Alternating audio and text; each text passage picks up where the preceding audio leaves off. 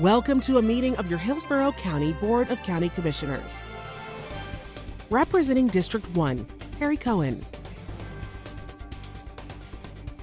Representing District 2, Ken Hagan. Representing District 3, Gwen Myers. Representing District 4, Christine Miller. Representing District 5, Donna Cameron Cepeda. Representing District 6, Chris Bowles. Representing District 7, Joshua Wostel. The County Administrator is Bonnie Wise. The County Attorney is Julia Mandel.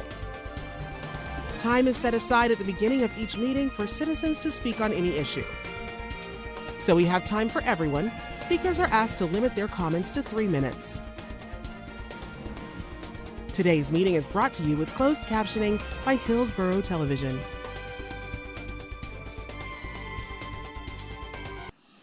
Good morning and welcome to the August 5th, 2026 regularly scheduled board meeting of the Hillsborough County Board of County Commissioners. Would everyone please rise for the pledge and invocation given by our chaplain, Commissioner Gwen Myers. I pledge allegiance to the flag of the United States of America and to the republic for which it stands, one nation, under God, indivisible, with liberty and justice for all. Oh, gracious Heavenly Father, I thank you for another day. Thank you for all of our employees, our first responders who deliver your services to our constituents. Bless this board, the administration, county attorney's office, that we can continue to deliberate here in this boardroom of projects that are in your name, services that are in your name, that I pray, amen. Thank you, Commissioner Myers.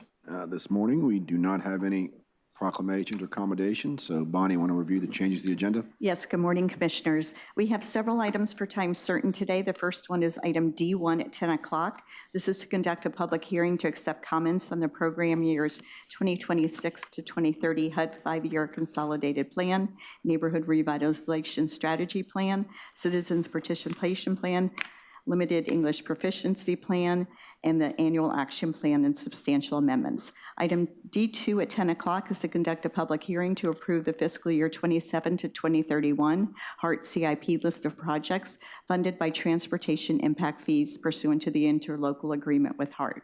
Item D3 at 10 o'clock is to conduct a public hearing to establish separate uniform rates for the various street lighting districts for the 2026 tax year. Item G1 at 10:15 is to receive a report on Hillsborough County Fire Rescue dedicated funding options. And at 11:45 is a recess for lunch. Those are the changes to the agenda. Can we have a motion? So moved. Changes? Second. Motion, Commissioner Wostel, second, Commissioner Myers. Please record your vote on changes to the agenda. Motion carried, 7-0. Okay, the board will go on to the public comment portion of the agenda. The board welcomes comments from citizens about any issue or concern. Your opinions are valued in terms of providing valuable input to board members. However, at the same time, it is requested when you address the board that comments are not made directly to the board or staff, but rather the issues. We set aside 45 minutes for public comment. The chair will call on speakers in the order in which you've signed up.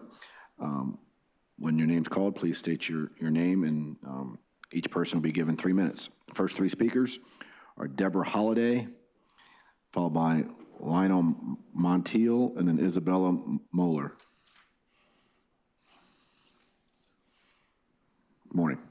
Good morning. I'm Debbie Holliday. I am opposed to the development of large-scale data centers in Hillsborough County. I urge you to proceed with extreme caution when considering them. Communities across the country are now dealing with serious consequences of these projects. Residents have reported excessive noise, constant humming, ground vibrations, air pollution, excessive energy consumption, concerns about water quality and usage, environmental damage, and increased temperatures, resulting in an increase in lawsuits. Many of these impacts are difficult, if not impossible, to reverse. A property in Dover was recently marketed as a potential data center site, even using the term hyperscale in the ad. The ad sounded like they had the permissions already. Do they already have a promise of approval, or are they approved now? Under SB 484, counties and cities retain full power over land development and long-term planning. You are legally empowered to block projects entirely if a facility does not align with community standards. You can even set far tougher environmental or infrastructure guidelines than the state baseline. Over 14 counties have paused while they study these impacts. I'm wondering what legal strategies these counties have used to minimize the chance of getting sued. Can we do like a temporary administrative pause? How does Hillsborough County plan to protect residents now? I respectfully urge you to protect our community until thorough research has been completed and strong safeguards are in place.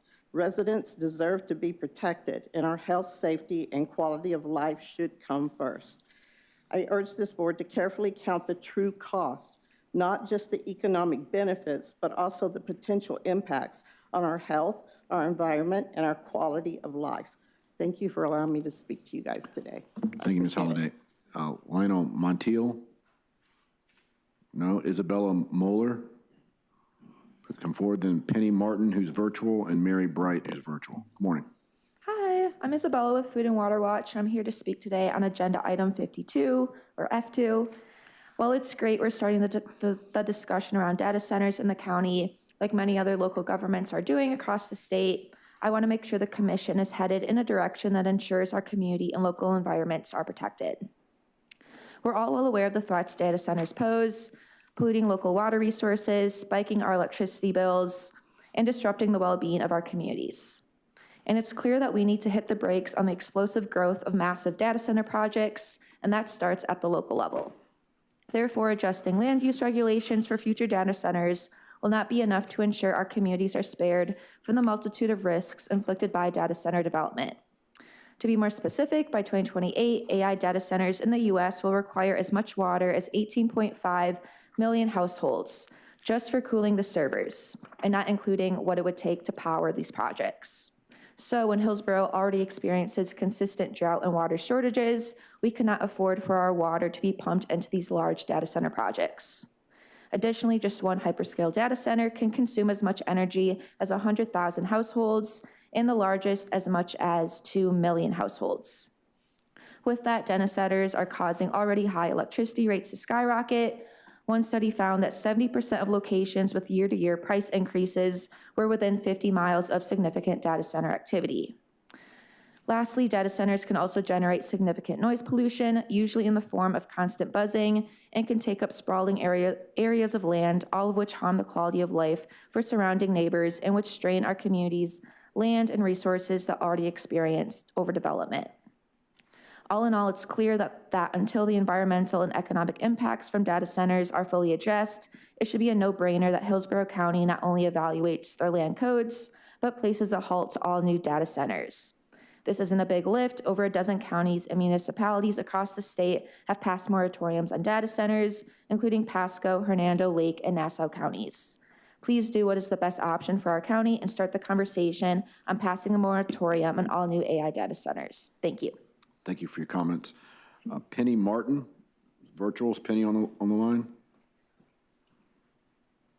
Penny has not checked in. All right. How about Mary Bright?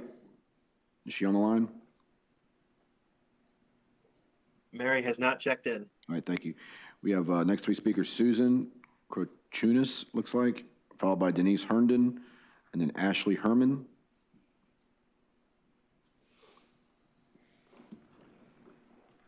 Morning. Good morning, council members. My name is Susan Krochunas. As a lifelong resident of Hillsborough County, I'm here to request a moratorium on the potential building of AI Center at State Route 60 and Dover Road. I understand that progress and growth is inevitable, but the people who chose to live in Hillsborough County did so because it was rural. The building at which is happening that Hillsborough and Plant City is allowing, while not having the infrastructure to support, has exploded. I would like to remind you, however, that the agricultural impact of East Hillsborough County has a significant impact on not only Plant City, but the tax revenue for Hillsborough County in the amount of millions of dollars. The broader regional strawberry industry yields an overall economic impact exceeding $1 billion in Hillsborough County annually, according to Tampa Bay 28. The Strawberry Festival attracts over 550 to 650,000 visitors.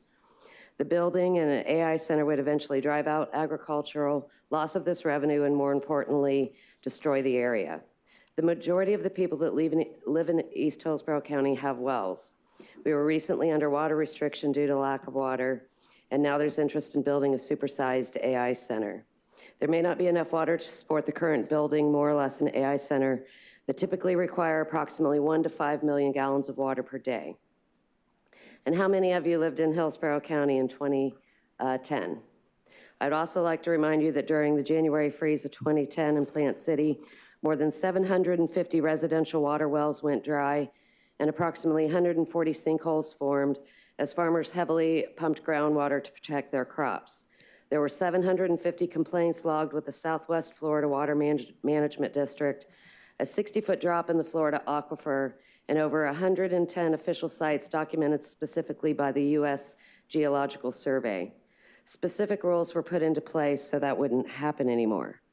So I'm stating right now, we do not want an AI center built in our area, and we don't want our already ridiculous high electric bills to support it. As elected officials, you're supposed to uphold what the people want, and the people do not want nor need this. Elected officials in Hillsborough County must take an oath affirming the support of the Constitution and their qualifications to office. The oath is a formal requirement. They can assume their duties, which include, but are not limited to, constitutional commitment. Officials swear to support and defend the Constitution of the United States and the state of Florida. And public trust. The oath emphasizes the importance of public trust and accountability and governance and more. So I have one question for you. If this is to be forced upon us, I would like to know who we can hold responsible when we run out of water and the sinkholes start. Please think about that the next time you pull into the driveway of your own home. Thank you. Thank you for your comments. Denise Herndon, followed by Ashley Herman, and then Todd Randolph, who's virtual. Good morning. Good morning. I'm Denise Herndon. These two cute little animals, this is my dog Sleeping, who's a Shiba Inu, who I don't have any longer, but she doesn't make very much noise. This is my cat. A lot of neighbors think it was Gene Munger's cat because he chose to feed it. His wife said, "Oh, we're not stealing your cat." He would walk with his two dogs. The day my cat come up missing and Brenda Walker, Gene Munger took my cat, they say, "Oh, the bobcat." This cute little dog here would have told me. She would let me know anytime there was a bobcat in the yard, when there was coyotes in the yard, or any other animal, and if something was being killed. And I learned about it because of my cat. Gene Munger has put up with, backed up Shirlene Hammond hacking into the Hillsborough County property appraisers to turn a right-of-way that Sharon Kenny now owns, who is dead, that still has her address from 2 owners ago.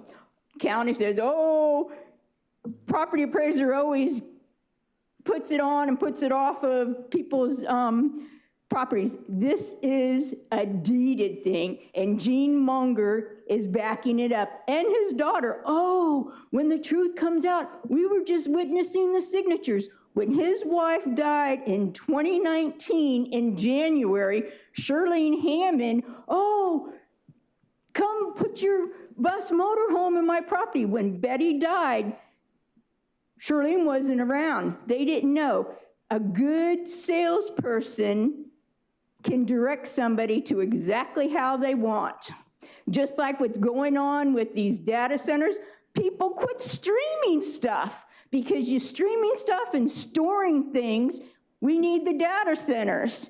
Use SD cards. You have to have the latest and greatest phone. And this Mainsail, why do we need to have people sleeping comfortably in the hospital?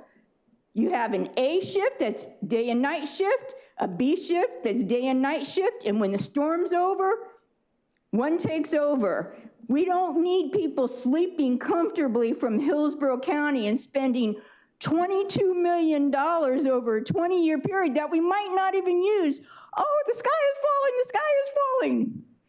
Tampa General is putting up their stuff. This is fear-mongering, and it's got to stop. It's putting a special assessment on the fire rescue. This is ridiculous, this fear-mongering, so you guys can have your pet projects. Thank you, Ms. Herndon. Next three speakers, Ashley Herman, and then Todd Randolph, who's virtual, and then Harrison Lundy.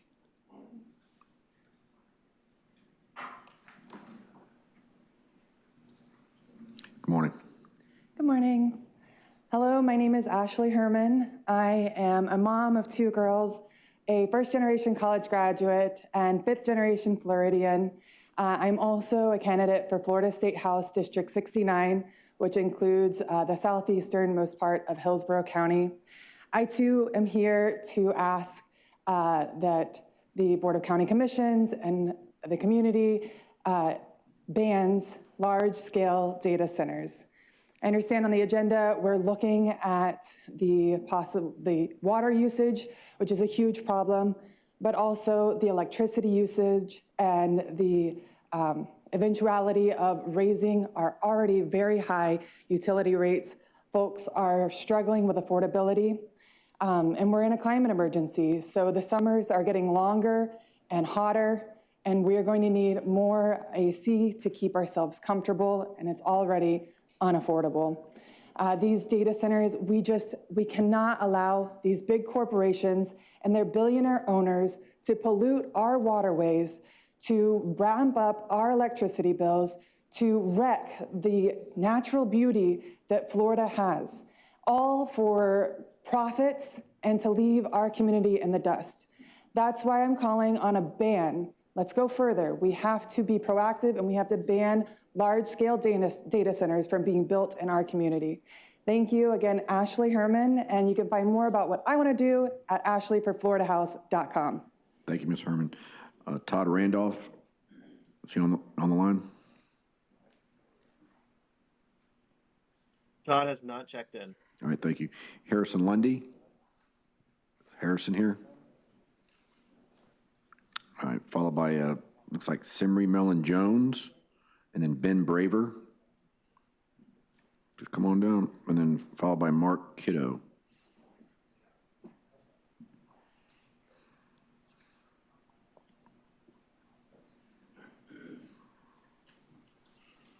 Good morning. Good morning, Commissioners. Good morning, Charlene Williams. Good morning, Bonnie Nett Wise. Good morning, Julia Mandel. Thank you very much. Good morning, Michael Strader. Good morning, Jermaine Joseph. Good morning, Rick Van Rorstel. Good morning, Donna Cameron Cepeda. Thank you very much for your contributions locally. Thank you, Gwen Myers. Good morning. Good morning, Ken Hagan. Good morning, Christine Miller. Good morning, Carrie Hohen. And good morning, Chris Boyles. This is my first time speaking public comment. I'm a little bit nervous. My name is Kimmy Mellon Jones. I've lived in Tampa for most of my life. I'm here specifically to speak on agenda item 52 regarding the University Park, Energy Park, as it's been advertised to potential developers. This is at 4145 East State Road 60. Thank you very much. We've seen in the last 5 years, I think, AI as an industry has invaded nearly every aspect of our lives. You can see that in the programs that you use on your computers, on your phones, the new Google Copilots, the new AI features that tell you will make your life more convenient, will make your life easier.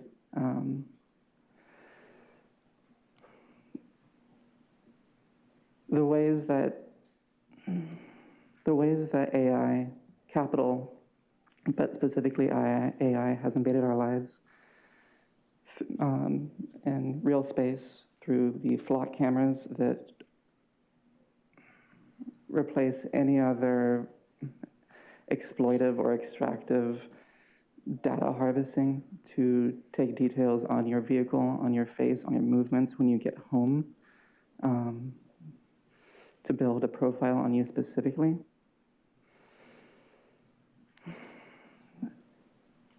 think it's very easy to see that AI as an industry has wormed its way into our lives in every conceivable manner to convince us that that's exactly what we need, that we rely on this new magical technology. And specifically the University Energy Park that's been advertised to developers, and rural Lithia is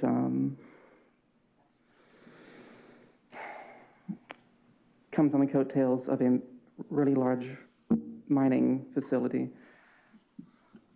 But the water usage that we've seen and the AI data centers use will drive you wells. Thank you very much for your comments. Thank you. Appreciate you being here. Harrison Lundy, I don't know if Harrison's here, followed by Ben Braver. Ben, then we have a Mark Kiddo, and then Natasha Trimble. Good morning. Good morning, y'all. Thanks for having me. I'm Ben Braver. And, we've had a lot of strong opinions about AI data centers and all that, but I want to say something I think we've all been thinking. Who's here to think of the trillionaires? Who's here to think of Elon Musk's right to build a data center in Hillsborough County? I mean, really, and let's think about the economic impact this could have. Just by giving up a few thousand acres of farmland, we could make 9, 10, maybe 11 jobs here in Hillsborough County. And what are these people complaining about? The environmental harm, the water usage? We're only in the worst drought we've been in 25 years. It's not that bad, y'all. What's a few thousand more tons of water going to AI data centers? What, are the people or your voters gonna use it? Come on, you have a responsibility to these corporations to vote for them, not for the people. You've been doing this for a while. I mean, we know you took away $10 billion in affordable housing money. Why not use that as a tax incentive for Elon Musk to build his data centers here?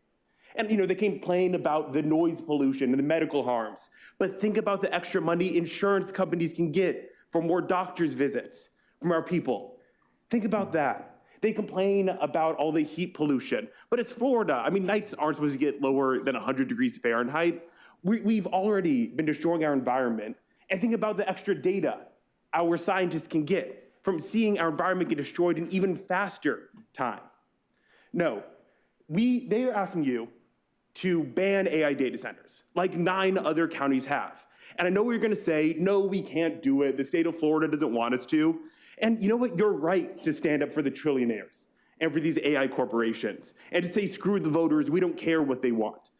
And it seems to be really clear. You have a choice here.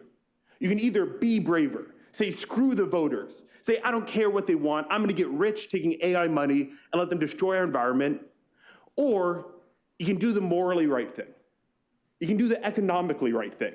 You can do the environmentally right thing. You can do the thing the voters want you to do, the reason they put you in here, and ban AI data centers in Hillsborough County. Thank you. All right, thank you, sir. Next 3 speakers, Mark Kiddo, is Mark here, followed by Natasha Trimble, and then Ezra Hayter.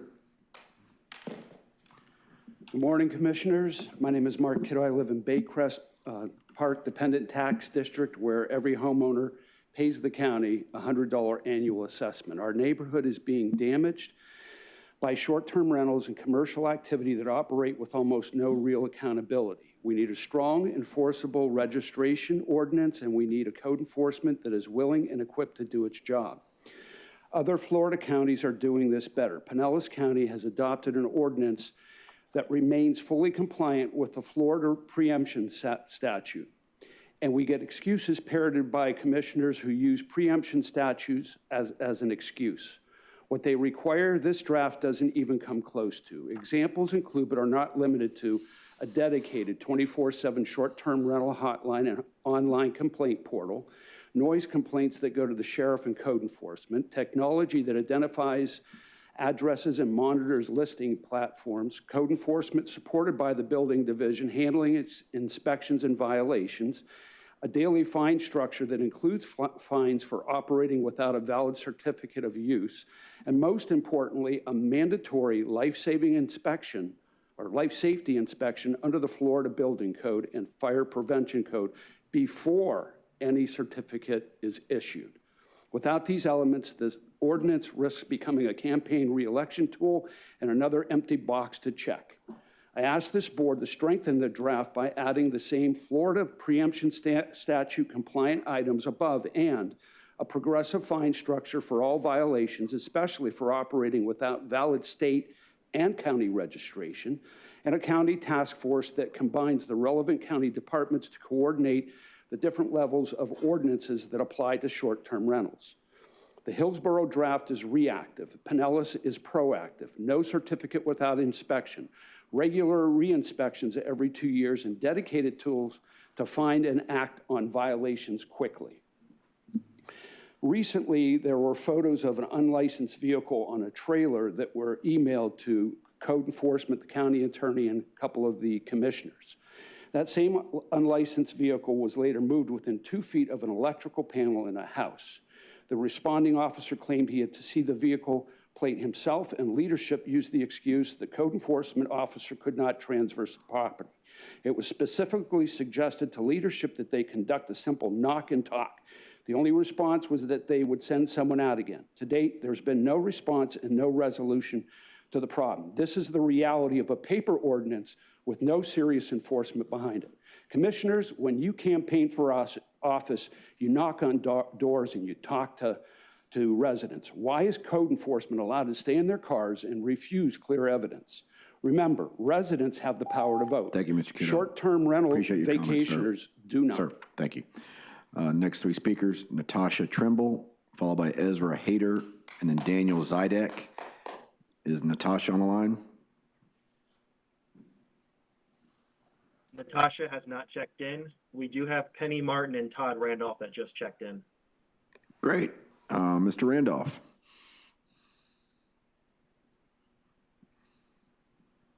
Hello, Commissioners. My name is Todd Randolph. I'm here to speak on agenda item 5.2. Please use your powers to reject all interest to bring data centers to Hillsborough County. I've long been a member of Sierra Club, and I've taken on a leadership role in the local Tampa Bay group this past year. Sierra Club has launched a national campaign against the rampant construction of data centers across the country, which have shown in all cases negatively impact the immediate communities in terms of pollution, energy affordability, and overall quality of life. In terms of energy affordability, big data centers need a lot of generation and transmission infrastructure. And for many utilities, those costs are all household repairs. When the AI bubble bursts, our county could find a lot of utilities and their customers holding the bag for all those costs. I encourage this commission to please look at the recently passed Florida Senate Bill 484, which is about data centers. Please use the powers granted to you in Bill 484 to the maximum, as it promises to preserve the authority of local governments to manage zoning, land use, and comprehensive planning regarding data center projects in their areas. Thank you. Have a great day. Thank you, Mr. Randolph. Ezra Hayter. Ezra here. Followed by Daniel Zidek. And then Thomas Cobert.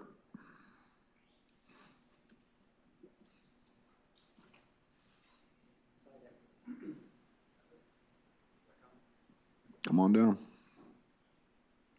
Good morning. Hello, thank you.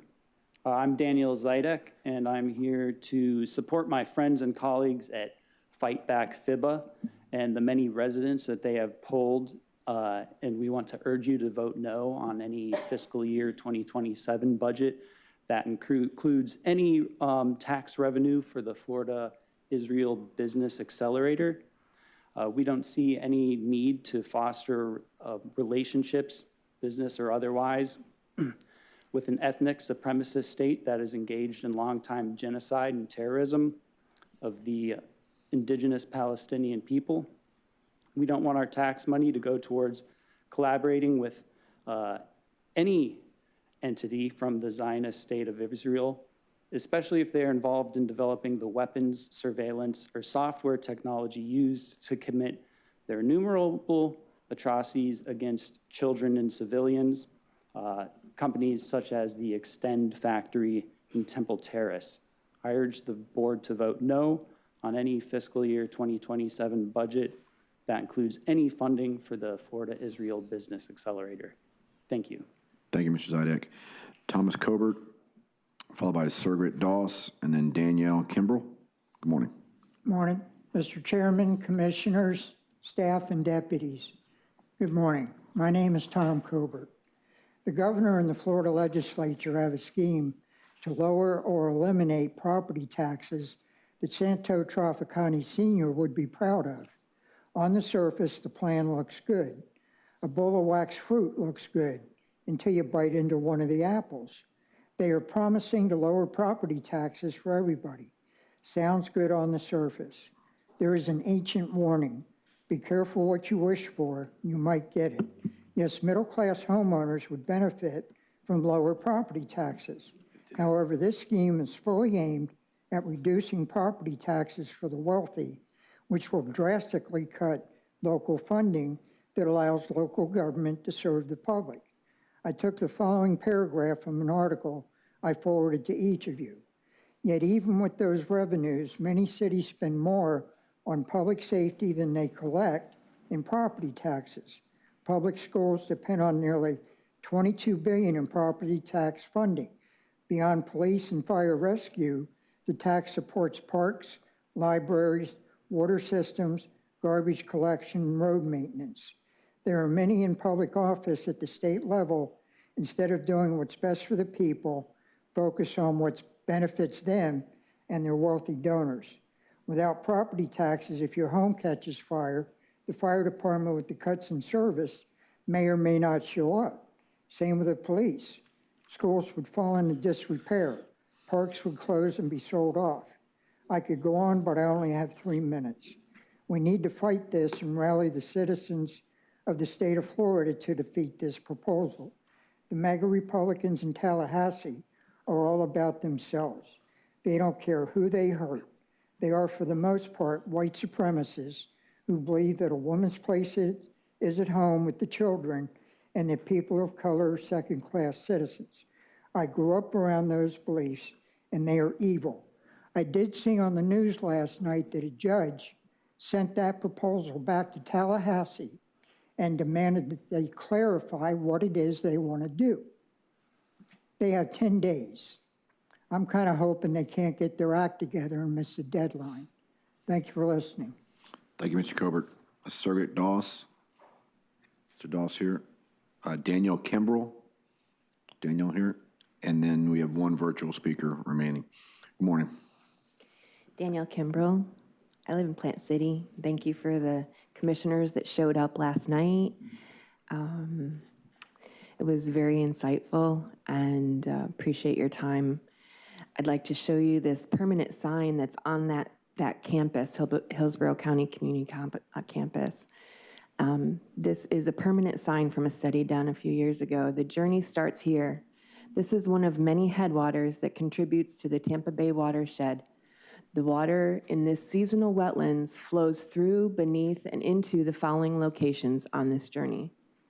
My concerns at the top of this list: Two Rivers Ranch, Hillsborough River, the state park, Temple Terrace, and the city of Tampa. Many, many other locations. This 49-mile journey passes through a number of natural communities, including freshwater swamps and creeks. These swamps and creeks flow into the forested river system that slowly meanders its way through Temple Terrace, then through urban Tampa before entering into Hillsborough Bay, Tampa Bay, and finally the Gulf of Mexico. The importance of keeping even small water bodies such as this in a pristine, functional, and vital is a condition as possible cannot be emphasized enough. Activities that negatively affect headwaters such as this can have damaging impacts many miles downstream in their journey to the ocean. Now imagine all of these locations that have already been covered up especially here in Tampa and Temple Terrace.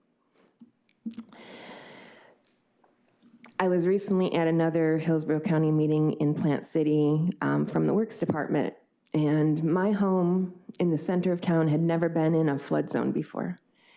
During Milton, my entire neighborhood flooded, and we surpassed the 100-year floodplain and are now a 500-year floodplain.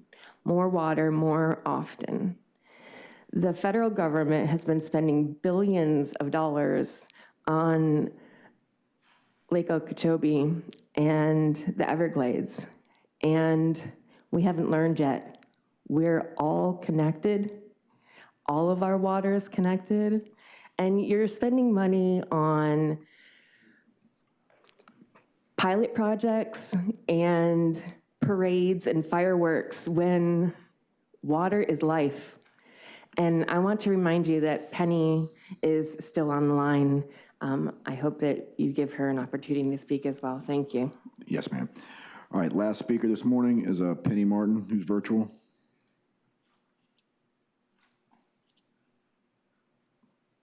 Good morning, Penny Martin, Durant, Florida. I'm urging this board to enact an immediate pause or total moratorium on all hyperscale data centers. We need a definitive ban to protect our future. Under Florida's SB 484, you have the absolute legal authority to protect us. We were told these data centers are harmless. They are not. Renowned consumer advocate Erin Brockovich recently launched the Brockovich AI Data Center reporting portal to expose what she calls a national pattern of backdoor deals and resource exploitation. There are over 8,000 community warnings from all 50 states. I'd encourage you all to review this website. Look at what's happening in other states. In Texas, a massive facility in Sulphur Springs has triggered community outrage and ongoing lawsuits. In New Jersey, the Pemberton Township folks saw the threat and passed a complete municipal ban. In Montana and Utah, residents are fighting projects that were sneaked through using non-disclosure agreements. It's critical that we address this now and work to stop it. Nationally, these facilities already consume nearly 4.5% of all U.S. electricity and cause increased power bills for all residents. But what makes this threat to Hillsborough County uniquely dangerous is where these tech developers are looking to build. Real estate companies are advertising the old Sydney Dover phosphate mine land. As you know, this land has active Sydney Pond Superfund site on it, known as a liquid toxic dumping site on top of a highly dangerous 1,4-dioxane chemical plume. How could this even be a consideration? The land testing has not even been completed yet, and it's being advertised. We are currently locked in a strict phase 3 extreme water shortage. Code enforcement is finding local families for watering their lawns more than once a week right now. Yet a single hyperscale data center can pump up to 5 million gallons of water out of our ground every day. That is the water usage of 60,000 residential homes. When you pull millions of gallons of water daily from an aquifer right next to the Superfund site, you alter the underground pressure as well as risk shifting the cancer-causing chemical plume straight into the private drinking wells, creeks, rivers, and the ocean. These centers bring an inescapable low-frequency hum from thousands of industrial cooling fans and roaring diesel generators running 24/7. This relentless acoustic pollution penetrates walls, causes sleep deprivation, and destroys the peace in rural neighborhoods. Pasco County and Lakeland have passed moratoriums. Under Florida's SB 484, you have the absolute zoning authority. Thank you, Ms. Martin. Us. Appreciate your comments. Let Hillsborough County be the next Thank you, ma'am. warning on. All right, that closes public comment. Can we have a motion to approve the consent? So moved. To approve. Motion, Commissioner Wilson, second Commissioner Myers. Please record your vote on the consent agenda. Motion carried, 7-0. Bonnie, want to introduce the first item? Yes, we can go to the regular agenda. We still have time before 10 o'clock. We have item B1. This is to receive an unsolicited proposal for Mainsail lodging. And as the staff is coming to the podium, this is a project that we've been working on for quite some time, and it's going to assist us with emergency management. Really want to thank Greg and John Muller and Chief and Jared Delfino in the County Attorney's Office for bringing this to fruition. Thank you, Commissioners. For the record, my name is Greg Horwedel, Deputy County Administrator. Thanks for that introduction, Bonnie. Appreciate that. Before I turn it over to John, just want to make a couple of very brief remarks. This is an exceptional opportunity for us to be able to provide what a missing piece has been at PSOC for a long time. We don't really have space for those who have to respond during an emergency to sleep, and we don't have enough restrooms and showers. So we've come up with an option that we hope that you support. I'd like to, before I turn it over to John, credit a number of folks, not the least of which is our county administrator for her vision and steadfast support throughout this process as we've been considering it. County attorney and her staff have been exceptional in helping us craft what is arguably a very complex transaction. As you can see from your agenda report, there are a number of steps that are required. I know that they also had some very capable support from Nikki Day at Gray Robinson, Jared Delfino in the county attorney's office, and Fire Chief of the Year, I should say, Chief Doherty, has been instrumental in helping us define what is needed for this project to be a success. With that, I'll turn it over to John Muller. He has been done yeoman's work on this, done a really fantastic job of crafting this. We've all worked very hard with Mainsail Properties. Again, I should mention Joe Collier has also worked with us diligently to bring this to you. We think this is an excellent opportunity for us to provide the service that is needed, and we look for your support. John? Thank you. Can I have the presentation up? Good morning, board. For the record, John Muller, Director of Facilities Management and Real Estate Services. So today is the second notice public meeting as required by Florida Statute 255065. As a reminder, on June 3rd of this year, we introduced the proposal to the board, and as Greg mentioned, Mainsail is our partner, very local, well-established hotel company. As a quick review on this slide, what are the benefits to the public of this proposal? So for the next 30 years, when the governor or the BOCC declare a state of emergency, we notify the hotel and immediately our ability to use hotel rooms starts. There are 102 rooms, capacity of 122 personnel, more if we use sleeper solvers. So the second benefit, it's going to be a hardened hotel. In our agreements, we'll be hardening the windows, we'll be hardening the roof, and we'll be installing full backup power, among other things. I mentioned previously, we're going to be the owner of the land. We'll be receiving lease payments annually. Taxes will continue, if not by assessment, then by payments in lieu of taxes. Lastly, let's not forget, we're also receiving the benefit of revenue for our tournament sportsplex facility through 1,000 room nights annually at 50% average daily rate. Okay, so what are the key requirements in this meeting? I'm not going to read these verbatim, I'm just going to summarize. So in short, to obtain your approval to publish the public interest determination. While we all see the public interest in providing the lodging for a 24/7 EOC, we also need to ensure the financial structure is in the public interest. Your agenda item includes an independent third-party review, and you can see I've printed the first bullet there, which reiterated the report's overall favorable finding. Public comment, we hadn't received any public comment up until today. I'll just note for the record, Ms. Herndon made a comment during public comment, which we will note. Lastly, we need to present to you all the documents. I'll review those on the next slide, but please let me note that there are a list I've got down here of safeguards that we've built into the agreement to protect the investment over the next 30 years. Okay, so there was a lot to ask you to approve. So I took the liberty to break it down into groups for the various motions and what they are and why. So the first group there you see is the actual P3 transactions. I've mentioned the public resolution that has all the 5 elements in the statute that are in the public's interest. And then the documents are broken down correspondingly to our investment. I indicated in our first meeting that we allocated $2.5 million for land purchase, which then allows us to complete a ground lease back to Mainsail, $2.5 million for hardening improvements, and then $2.5 million for the priority use agreement.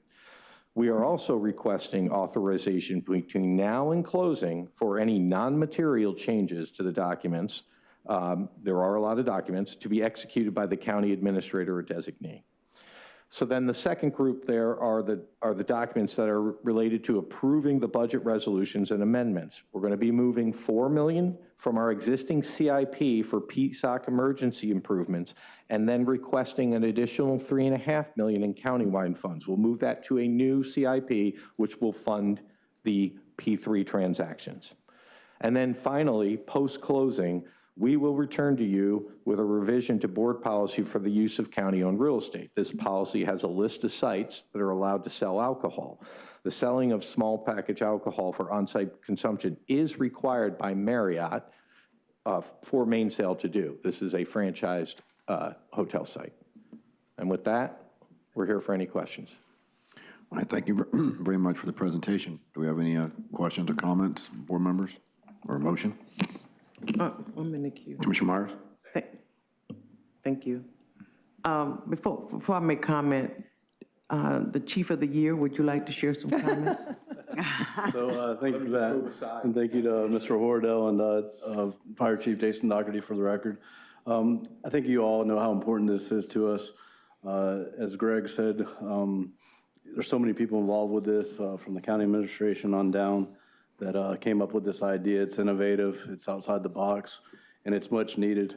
To put it in a common sense approach for us, we have up to 500 folks that are working during that emergencies, 24 hours a day during those emergencies, and we have about 4 bathroom stalls and 8 bathroom stalls and about 4 showers to service over 500 people working 24 hours a day during those emergencies.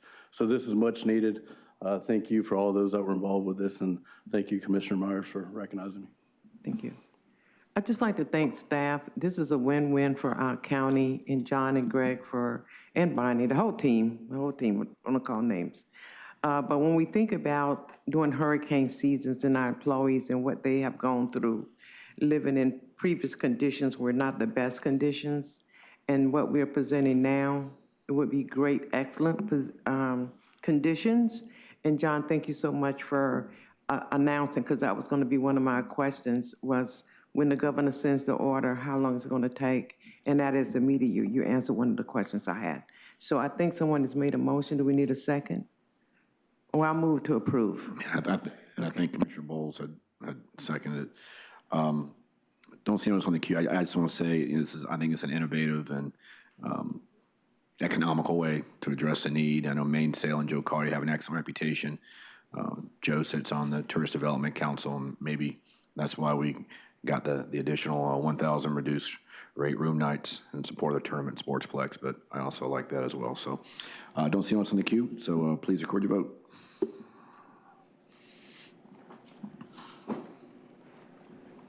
Motion carried, 7-0. Thank you. Appreciate it. Thank you, Commissioners. Okay, Bonnie. Thank you. Commissioners, it's still before 10 o'clock, and we do have our consultant here that is here for item G1 regarding the Hillsborough County Fire Rescue dedicated funding options. Commissioner Bowles, would you be interested in waiving the rules and moving that item up? Motion to waive. Second. Motion to waive the rules by Commissioner Bowles, second Commissioner Wostel. Please record your vote. Motion carried, 7-0. And now we can hear item G1. This is a staff report to receive a report on the Hillsborough County Fire Rescue dedicated funding options. And Tom Fessler is here, and Christopher Rowe of Bryant Miller Olive will present this item. Morning, Tom. Morning, Commissioners. Tom Fessler, Chief Financial Administrator. On June 17th of this year, the board voted to have us come back with a report on dedicated funding options for fire rescue to be able to explore those. After that meeting, we determined that the best way to address that request would be to contract with an outside firm that would have that expertise, so you would have the availability to ask any questions in relation to the presentation. So we have brought on board Bryant Miller Olive to be able to present to you today this presentation. And Christopher Rowe from there has done this for a very long time. He's an expert in this area. And with that, I'll turn it over to him and let him go through the presentation and then have him available to answer any questions.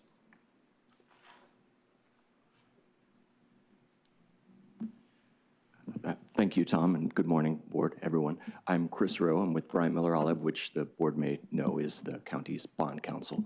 The work I've done at Bryant Miller Olive for more than 20 years now has involved special assessments in large part, including fire assessments.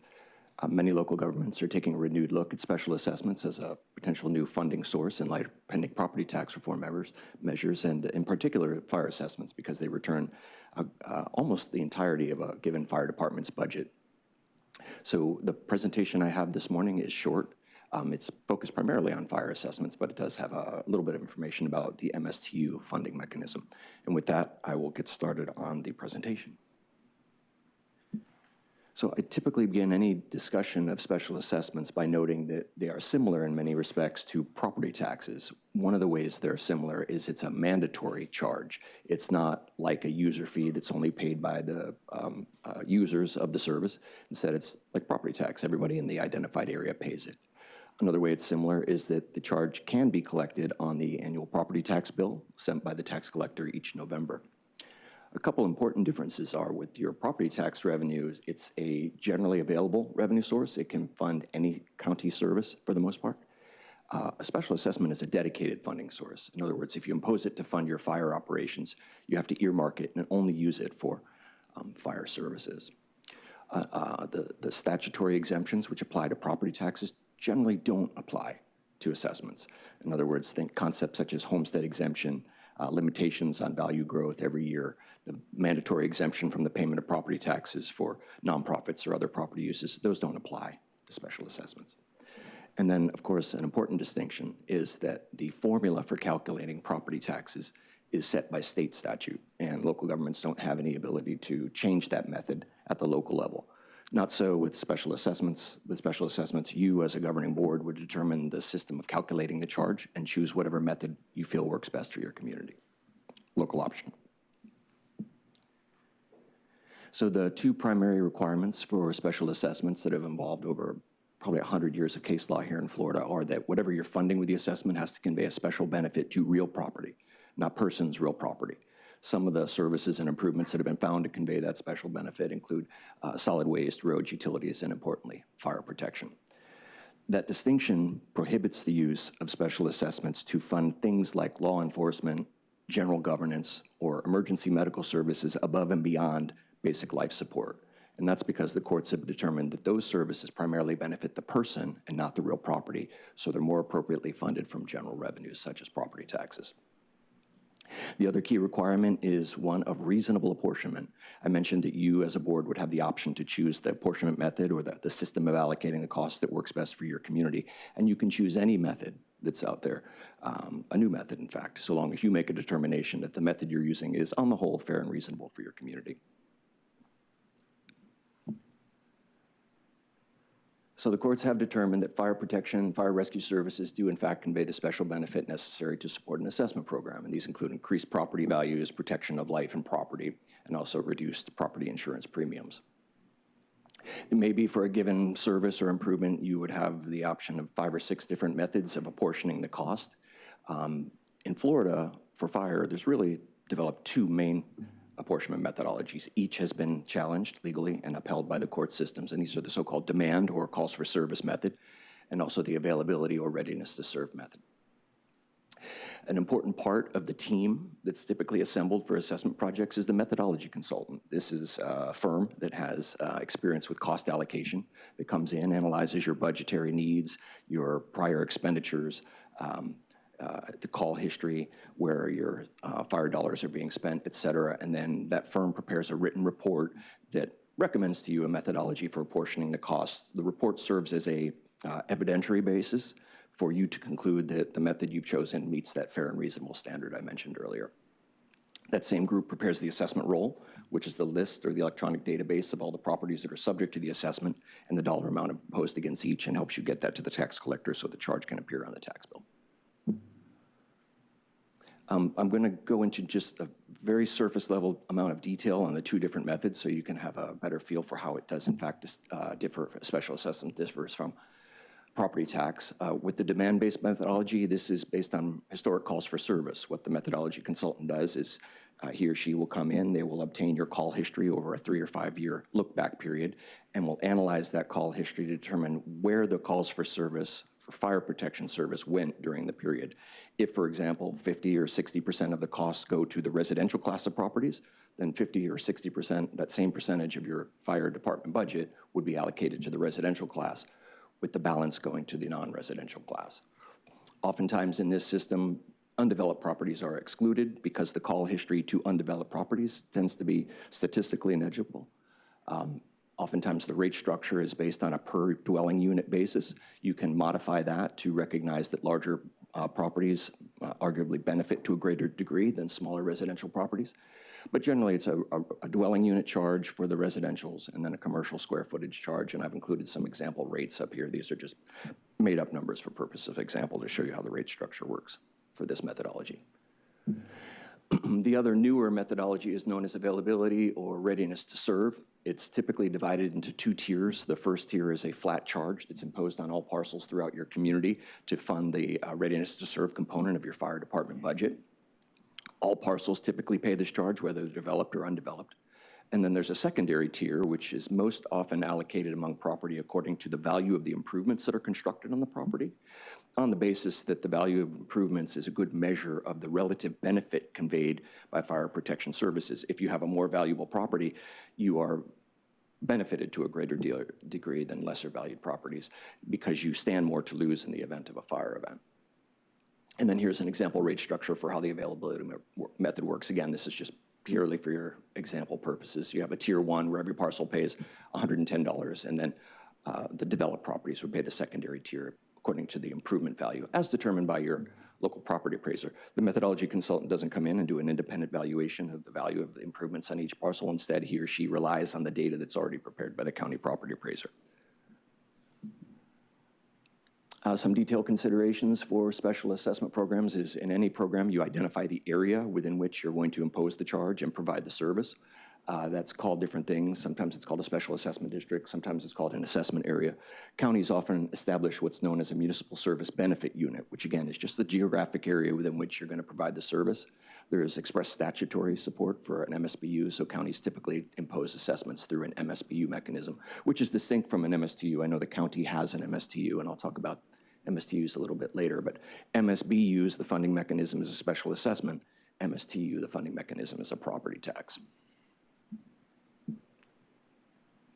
You want to determine your level of funding. It may be that, for example purposes, when the consultant analyzes your fire department budget, he or she determines that you can fund up to $10 million a year through the fire assessment. You're not required to fully fund the $10 million. You can make a policy determination to fund at some level less than that, half or 25%, or again, whatever works for your community. That's usually not an issue because, as I mentioned earlier, if you have an integrated service, which I know you do, that provides emergency medical services, you have to carve that out of the budget anyway and continue to fund that through other legally available funds like your property taxes.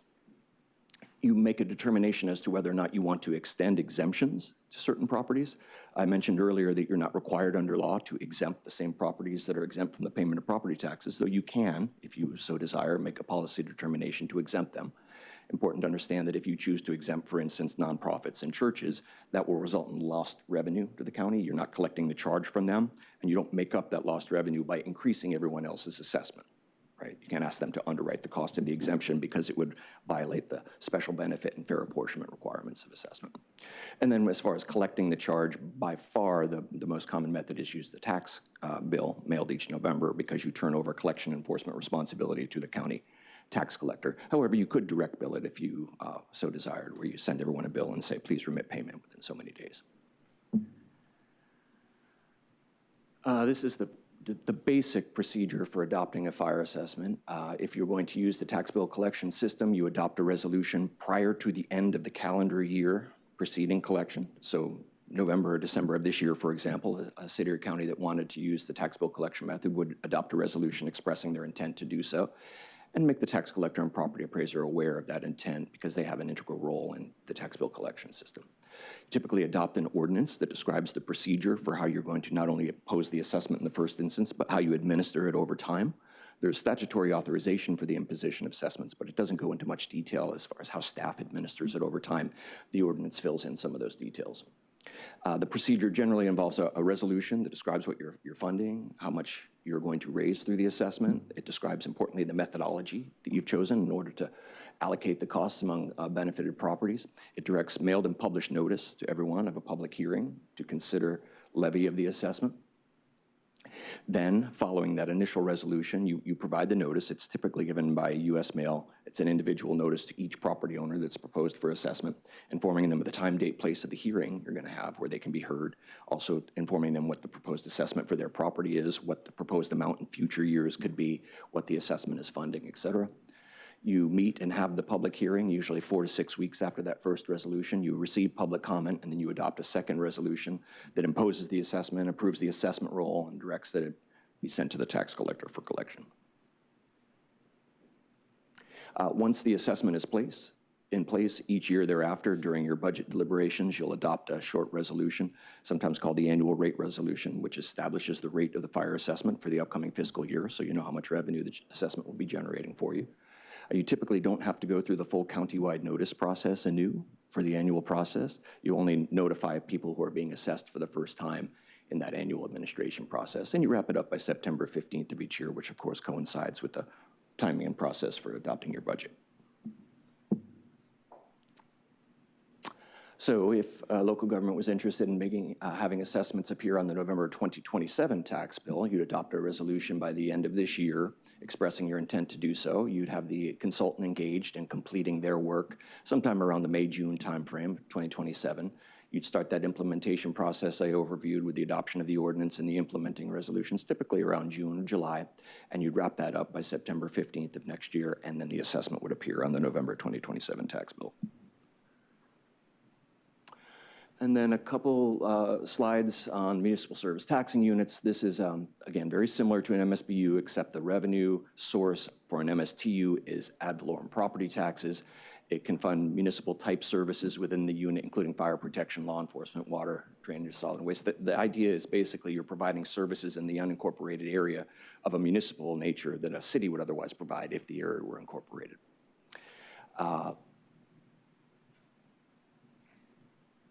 The millage that you impose in MSTU is really only imposed within the boundaries of that limit, and if it were to include the boundaries of a municipality, it counts toward the municipality's 10 mil cap.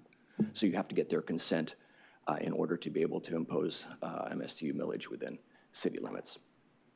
And the process and timing for establishing one of these annual administration really tracks your operating millage that you establish each year with your budget and your millage rate setting process. I know that Hillsborough County has an existing general purpose municipal service taxing unit, which funds fire protection, EMS, other services. You could create a standalone or dedicated MSTU for your fire services. Generally, you'd have to get that adopted by July 1st of next year if you were going to have it include all of the unincorporated area of the county. The first-time levy of an MSTU millage requires unanimous board approval. Thereafter, it's subject to the same voting requirements as your operating millage. Important thing to think about, though, with the MSTU context is it's subject to the same restrictions as property taxes. So if property tax reform measure passes and there are limitations put in effect on value growth from one year to the next, homestead exemption, et cetera, those same factors would apply to the millage you're deriving from the MSTU. Those limitations do not apply to special assessments. It's purely an ad valorem tax concept, not special assessments. And that is the presentation. I'm glad to answer any questions the board may have. Thank you very much for the presentation. Going to board discussion, Commissioner Bowles. Thank you, Mr. Rowe. I appreciate it. And thank you, staff, for getting this out so quickly. I know that it was a bit of a heavy lift, but it sounded like we were able to find a diamond in the rough with our services here. One of the things that, I'm concerned about, and I think it's, again, comes with some of the preemptions that happen from Tallahassee, is that, they rush to do something and then there's some unintended consequences that happen. And I believe that this was possibly one of those. They carved out schools and there was discussion on the front side of police and fire and, core services, public safety. But I think kind of what you pointed out, like with the MSTU or the fire assessment, and which raises some concern about how we diversify our funding for some of these essential services, as I believe them to be, is that we can't use them for like EMS because it's got to be tied to property, not persons, or at least the advanced life support component of that. And I know that for some, on some level, in some degree, that having worked in the field for a while, that a large majority of our calls are related to that. So when we have like a system, a fire rescue system, and we have fire medics that are firefighters and paramedics, in your experience, or at least maybe some general knowledge, how do departments and or municipalities parse that out? And if we were to explore that, not necessarily to fund everything, but just to be prepared for the diversification of, our funding sources for any of our core things that we have, because we are already looking at here, and staff would probably agree that, we're not just looking at out of Valorem dollars. We have IHT money we've used, we've had grant money, we have federal, we have these other things that are coming in, and there's also some enterprise, like with our fire inspections that we have, generated revenue. But if we're splitting those up, how does that occur so that, you don't get too far into the weeds, or we don't get like sued for using it, or I don't even know what the penalty would be for using it? Yes, sir. So one of the primary roles of the methodology consultant you would engage to help you establish the assessment program is that the consultant comes in and does a couple things. One, they analyze your budget and your budgetary needs, and they help to sort out the EMS-related costs, and that is EMS comprising anything more than basic life support. Some limited amount of BLS can be funded through the assessment, but they basically identify all of the costs that go to supporting your EMS function, and they remove that from the pool of assessable costs that can be recovered through a fire assessment. If there is a close call, say a training session occurs where you're expending money to train firefighters on EMS services, then typically the consultant would take a very conservative approach, and if it's a close call, just consider that an EMS expense which is ineligible for inclusion in the fire assessment. So a very conservative approach is taken as far as identifying where in your budget you can use a fire assessment to fund, and excluding from consideration anything that you can't fund because it's EMS or EMS-like, or maybe funded from some other revenue source that's available to the department, grant monies or what have you. Right. So would staff then be, and I'm saying staff, kind of be required to almost have, in a manner of speaking, or fire rescue department, two budgets in a way that they'd have to almost track it under two different budgets in a manner of speaking, if we were to do that? Yes, sir. You want to have a dedicated earmarking of the assessment revenue that comes in, and show that as its own fund, and how you account for it. It can be pooled, but from an accounting perspective, but you generally earmark it and make sure that you can readily identify this is the assessment revenue, and it is less than what we have documented as our fire cost, equal to or less than. So you have that kind of protection mechanism in place to make sure you don't inadvertently overstep and start using assessment monies to fund emergency medical services. The other important function that the methodology consultant does is, if you're going to use the calls for service method for apportioning the cost, when they look at the call history, they remove from consideration calls that were of an EMS nature, non-specific calls, roadside calls for assistance, and they really hone the data set down over the 3 or 5 year study period to just the calls that involved fire responses, fire incidents at real property. And so the method they're suggesting as far as divvying the cost is really, really based solely on that fire protection function of the integrated department. So it kind of follows the same lines like with the ISO ratings, where that's all based on property and has nothing to do with EMS at all. So that's right. So kind of a general standard kind of to look at from that perspective. Right. Yes, sir. And last question I'll ask, and before if someone else has something to say, is when we're looking at those funding sources, have you seen in however many years you've been doing this, where there's a hybrid of fire assessment and MSTU? Or, you know, and I know that an MSTU is still a form of ad valorem, but it's still separate and aside that you would have both, that you can kind of do both things at the same time. And kind of what I'm concerned about is kind of putting a bubble around those services so that we don't continue to have these preemptions from the state that affect the ability for those services to be delivered and our need to continue to grow out there. So my mindset is, you know, not to, you know, shield it totally, but to the extent that we can, you know, continue to offer the same high-level service we have been. So there are hybrid models that you've seen? Yes, sir, absolutely. And more generally, very, very common for a fire assessment to only partially fund a budget, because although you may identify, you know, the consultant will help you identify the maximum amount that can be funded, sometimes that number is so high when you boil down the rates for individual properties that a board may not feel comfortable imposing the assessment at that level. So they would make a policy determination that we're only going to fund 75% of the budget. The rest will fund from other means, typically property taxes, either through the general fund or in the case of a county through an MSTU, but it's almost always a combined approach to the funding of the fire services. And what's really helpful, some communities have identified that even when there's not pending property tax reform, it can be helpful to have your fire department funded by multiple revenue sources. In other words, revenue diversification, so that you are shielded, like you're saying, drawing the bubble around, you're sort of shielded from market forces or things that might happen that are beyond the county's control, whether they be at the state legislature, whether it be a national recession or downturn in economic circumstances that lead to property values going down. You know, if that case, if you're relying solely on ad valorem taxes, you have to turn the millage rate up in order to be able to get to the same level of revenue. If you have an assessment in place to offset some of that and kind of steady your revenue source from year to year, you have much more control going forward, and you're not as much at the whims of the forces that are beyond your control as far as dedicated revenue source. Thank you very much for your comments, sir. Yes, sir. Commissioner Woolston. Thank you.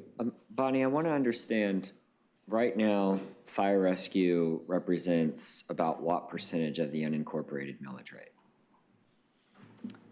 Like 60?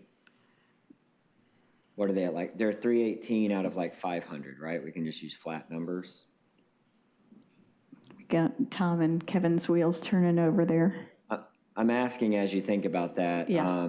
I want to figure out. More than 50 is good. More than 50. Right. I want to figure out. Is that good? Has there been a goal stated as to what percentage we're trying to diversify? Because they're already getting over 50%. So I want to figure out to what percentage of that millage rate we're looking to diversify. Public safety is 2/3 of that. Fire rescue is probably about 1/3. So this was really just an exploratory of what mechanisms are available. So to your question of what are we targeting, we haven't targeted anything. I think it was really us learning a lot what the limitations and the abilities are on these special assessments. So for example, that we know that we can't do the advanced life support part. This is new information for us as we're learning all these options. So Mr. Rowe, my next question is for you. Why didn't you recommend in there the county exploring implementing Florida Statute 212.055 subsection 8, the emergency services and facilities surtax? That's not a revenue source I've worked with previously, sir. I'm primarily a special assessment specialist. But the exercise is to figure out alternative and diversified funding sources for fire services, right? Okay. Right. So his was only about We focused on property taxes. the assessment option as well as the MSBU option. We Well, talked about both. Commissioner And Bolt- there's, you know, Yeah. others we narrowed in on just these for now. Before you got on the board, I led a task force that actually hasn't even been closed yet, but it's just kind of died idly for now. I got part of it changed, but to explore alternative funding sources specifically for fire rescue. And that's how I know so much about these funding options. I have a fully drafted change. I got some of the changes passed a couple of years ago, but I didn't get the revenue portions of this change. So those options were that the county, one, could explore 212.055 subsection 8, which is explicitly for fire rescue. The impediment to that is that there's a restriction, there's a prohibition in that subsection of the local sales service tax, that if the county has implemented 2 local taxes without expiration, which we do, correct, Bonnie, because of indigent, that you would have to sunset one of the other and put that other tax on an expiration date. That was less ideal than the other approach that I had, which is that I've talked about this briefly.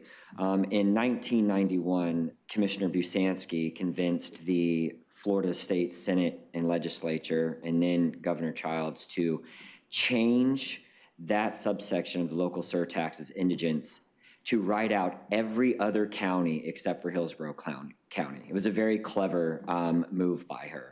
They wrote out Miami-Dade and Jacksonville and all the other counties by putting things like you couldn't be a non-consolidated county, which wrote out Jacksonville, Duval, and you had to have a population of whatever amount, which left only us at the available to this. And at that time, the county administrator and revenue consultants and bond counsels came in and they convinced the board that for the Medicaid reimbursement, that there was going to be a crisis and that in a couple of years, it was going to be a $60 million burden on the property taxes to reimburse Medicaid. That number 35 years later is only 30 million, by the way. That's how often these projections miss their mark. But the unique thing about if we were able to accomplish more changes to subsection 4 is that it only impacts Hillsborough County because we're the only county in the state of Florida that uses that. That tax, as you know, is kind of hidden in a bullet point in the agenda because it's such a bad mark on our budget, has over $600 million in it right now, right? And there's desperate moves by the special interest groups to harvest that tax. I would rather this board use our power to lobby the legislature, since you can't get one of these in until November of next year, it looks like, for us to go this session and say, hey, look, this only affects us. You already had to step in 1996 and force changes to the county to fix it the first time around. We're coming to you this time to help us course correct since we have such a large budgeted reserve, just like we did 30 years ago. You would only have to change about 10 words, harvesting from the emergency fire rescue services and facility service tax that's already there, and adding them to the indigent healthcare surtax. Now, I will tell you, it's going to make the special interest hospital groups frantic because they want all of the money. So that's going to be a hurdle for this board to basically have the willpower to say, look, you're already getting your reimbursements, but we have many other needs. And it wouldn't be that big of an ask because it's the same way we expanded the amount of reimbursement that fire rescue is now getting even more this year from indigent, because it already says pre-hospital care, which is fire rescue. So I will just go ahead and share that. How do I share that and not violate sunshine? To the clerk? And okay, I'll just give it to the clerk. And I would encourage you guys to look at that. I spent a lot of time on it. Tom Fessler, Kevin Brickey, numerous other people and staff spent a lot of time on it with me. But I believe that, and not, it wouldn't only benefit, by the way, fire rescue. It would apply to reducing the impacts of the property taxes for the city of Tampa in 8 digits, and the city of Temple Terrace and Plant Cities Fire Rescue 7 digits, which for those two tiny budgets, that's huge money for them. So I'll go ahead and share it, but I was just surprised to see that it was only, because one thing you're gonna run into is we have other first responder departments, so I'm wondering how, there's always gonna be a reaction of this handcuffs the administrator's ability to be flexible, right? Because it would tighten down, I'm assuming, right, Bonnie, your ability to, hey, this department has more needs than the other department, so I would hate for it to turn into a tit for tat, which might happen. But I believe that there's other more clever ways that you would not have to go after burdening the property taxes or restricting them, but you could still diversify your revenue service to a much greater scale once you see the numbers. Because again, the Medicaid reimbursement is only $30 million a year, no matter what else other magical things they have buried into the indigent now. The actual purpose, I will also share the transcript from 1991 that clearly articulates what the whole purpose of it was so that no one can convince you otherwise, is now only $30 million a year, but we're collecting almost $200 million a year. I believe that meaningfully you could get Hillsborough County Fire Rescue $100 million a year minimum, much less what you could get for the other 3 jurisdictions fire rescue. All right, I'll leave it there, Mr. Chair. Thank you. All right, thank you. Commissioner Bowles? I just wanted to respond quick. I appreciate that. And, when I brought this forward, and I know it was kind of reactionary to what the legislature did, it was more narrow in focus and not kind of, exploring open-ended. But certainly, I think that it would be prudent for us to explore every single option out there because, again, we know and we see what's happening with Tallahassee and the preemptions that are coming down with the land development code, some of the other things that's happening. So exploring that and finding a way to get the yes on that, I think is not a bad idea and certainly would welcome any information, however we can get it to us without making it weird, or illegal. So thank you very much, Commissioner Whistle. I do appreciate your input, sir. Commissioner Cohen? Thank you very much. I think in light of what we could be looking at potentially in the fall, it is an excellent idea to review all of our options. We know that if we want to do something for the following year, we'd have to do it by December 31st. In terms of the Indigent Healthcare Reserve, I just want to remind the board that we had a workshop about this in January. We had a very full presentation about the reserve, and after looking at the out years and looking what we thought our responsibilities were going to be, the board opted not to take any action related to the reserve and to leave it alone. And I believe that was because it projected that our costs that we're going to eat into that were going to rise over the next 5 or 6 years. So I just wanted to remind everyone that we did go through that. I think it is very important to look at non-property tax options for a dedicated funding source, and being creative is important, no question about it. But I think that if we find ourselves in need of additional funds, this is something that we may very well need to look at. Okay, we're 22 minutes behind our time certain, so we need to keep moving. Commissioner Myers and then Commissioner Wilson. I'm just going to move to receive the report. We got a motion to receive the report. Commissioner Myers, second Commissioner Cohen. Commissioner Wilson. I would just say in terms of the, we just didn't take an action, but after that workshop, I was notified by members of the public in that special group that they were specifically tasked by the director of the indigent money to find creative and alternative ways to maximize what that report said beyond what was originally going to be there. I just haven't addressed it yet. But I'd imagine, I see some head shakes, that other people were obviously also approached with that information. So if we get to that point, I'll approach it publicly then. And again, they also gave us projections that it would be this massive number 35 years ago. They were wrong then, and they're probably wrong now. So thank you.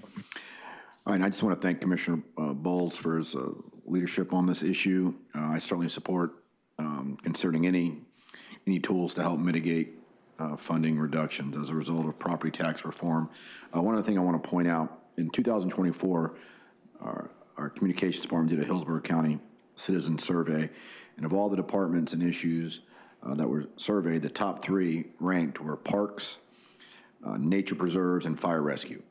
So our residents clearly know the value and the importance of not only fire rescue, but also parks and recreation.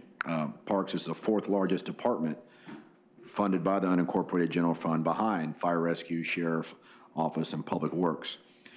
In the past, I know we've recognized that creating a special assessment district for parks was an option. I'm certainly not suggesting any action today. I just want that to be on staff's radar during future budget planning. Okay, so we got a motion by Commissioner Myers to accept, a second by Commissioner Cohen. Please record your vote. Motion carries 7-0. Thank you, sir, for the presentation. Thank you. All right, Bonnie. Thank you. We can move to our public hearings now. Our first public hearing is item D1. This is to conduct a public hearing relating to various housing programs. And Brenda Valencia is here to present this item. This is a public hearing. Good morning. Good morning, everyone. Brenda Valencia, Acting Director of Affordable Housing Services. We're here to conduct and close a notice public hearing to accept comments on the program years 2026 to 2030 HUD required 5-year consolidated plan, neighborhood revitalization strategy plan, citizen participation plan, limited English proficiency plan, Section 3 plan, and the PY 2026 annual action plan, and substantial amendments to the PY 19 to 25 action plans. We ask the board to adopt the 5-year consolidated plan and its accompanying plan documents, to approve the PY 26 action plan and substantial amendments for PY 19 through 25 action plans in order for us to submit them to HUD. The board will further authorize the chair or the county administrator to execute any further HUD-required forms and agreements related to these documents as approved by the county attorney's office. Upon approval of this item, a budget amendment will be presented to the board for the grant funds to be recognized in the FY 26 and 27 budgets. Due to a HUD second allocation of ESG Rapid Unsheltered Survivor Housing Funds of $1,265,461, the PY 25 budget is being substantially amended to reflect the allocation. The fiscal impact of the PY 26 annual action plan adopted budget is $10,846,560, which include $7,420,005 in community block development grant funds, $2,771,243 in home funds, and $655,312 in emergency solution grant funds. These are estimated figures based on the PY 26 HUD allocations. This is a public hearing. All right, thank you for the presentation. We have 2 individuals that have signed up to speak. Thomas Cobert. Is Thomas here? No? Okay, Denise Herndon.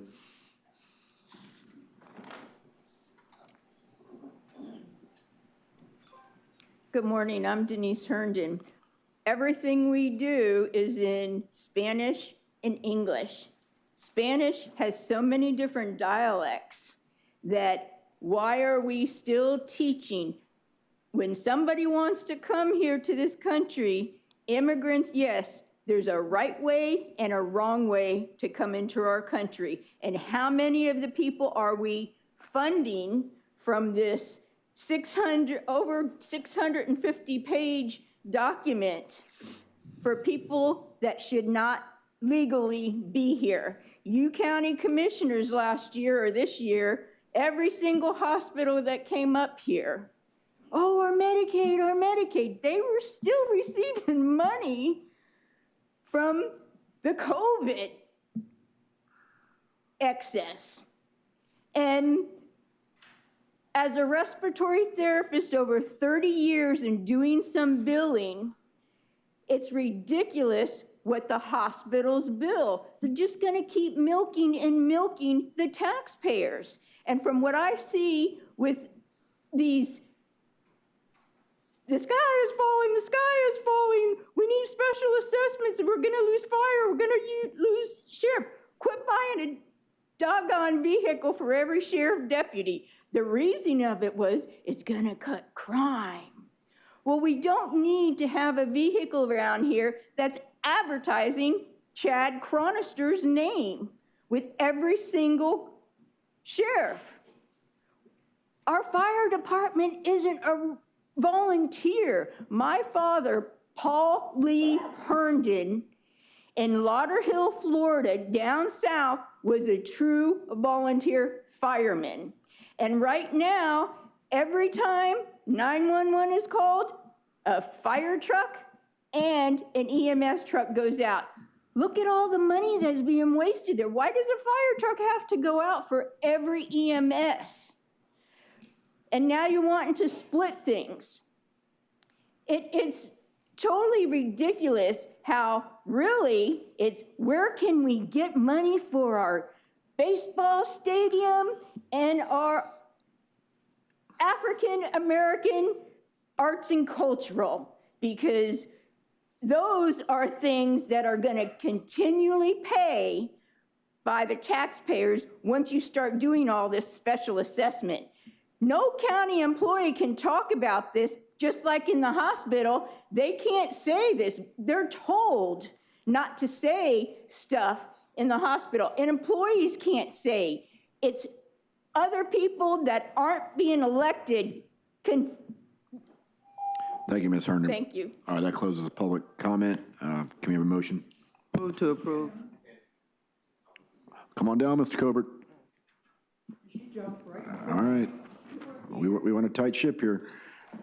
Good morning. Mr. Chairman, Commissioners, staff, and deputies, good morning. My name is Tom Colbert. I am in full support of D1 and the planned use of the grant money because it's intended to benefit the people with lower incomes in Hillsborough County. You must be prudent with these funds because of the breathtaking level of corruption at the federal level, which would have made Boss Tweed green with envy. There will be no further funds from the federal government for the next 2.5 years. Prepare for the possibility of the president trying to claw back the HUD funding received because he believes it's all about him and he can take what he wants. You need to be prepared to go to court where the president currently has a terrible batting average if he does attempt to take back the funding. Hillsborough County is my home. As a 6 Mile Creeker and a Vietnam-era veteran, I will fight for my home.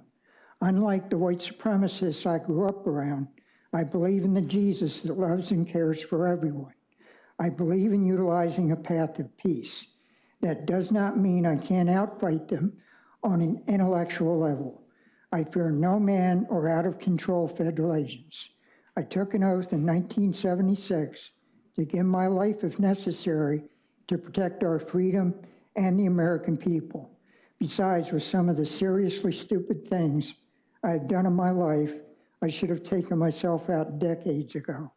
I will use every peaceful way to protest or resist, unlike MAGA, who thrives on hatred and violence. Thank you for listening. Thank you, Mr. Colbert. All right, got a motion by Commissioner Myers. Do you have a second? Second, Commissioner Cohen. Please record your vote on D1.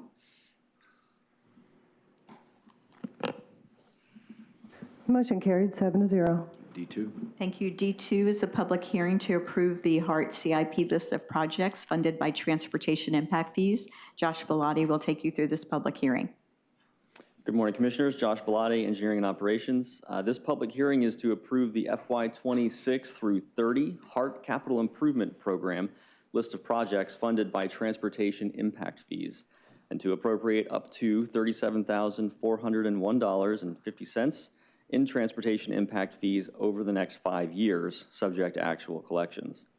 The impacts fee ordinance allows for transportation impact fees to be utilized for eligible Hart capital improvements through the interlocal agreement which defines the process. Since transportation impact fees are gradually being replaced by mobility fees, the actual amount of impact fees collected will depend on the number of projects still subject to them. The impact fees are not eligible for operating or maintenance expenses, only for eligible capital expenditures.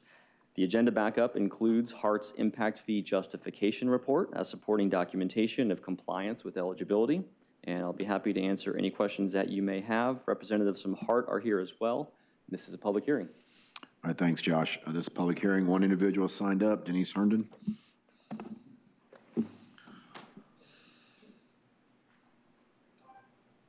Good morning, I'm Denise Herndon again.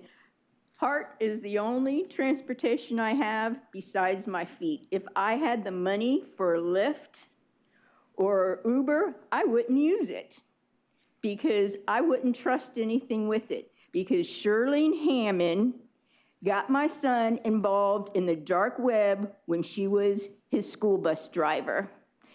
All of this is circumstantial evidence, just like it's circumstantial evidence that I know she's the one who hacked into the property appraiser site and made this deed for the utility easement that's now a right-of-way that TICO from Joel Brown, the regional director, says that the owner of that right-of-way has to pay to have it clipped.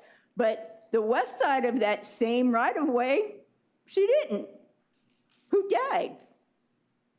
So there's just so much going on here. I agree with what's going on with the Hart. There's a lot of people that use it. I had a neighbor years ago that said, we could give every Hart passenger a $100,000 car and we'd still get off better. Well, guess what? I can't drive. I don't see what lane a vehicle is in when I'm turning. When I looked up there with that picture, I was getting dizzy. This is my brain damage.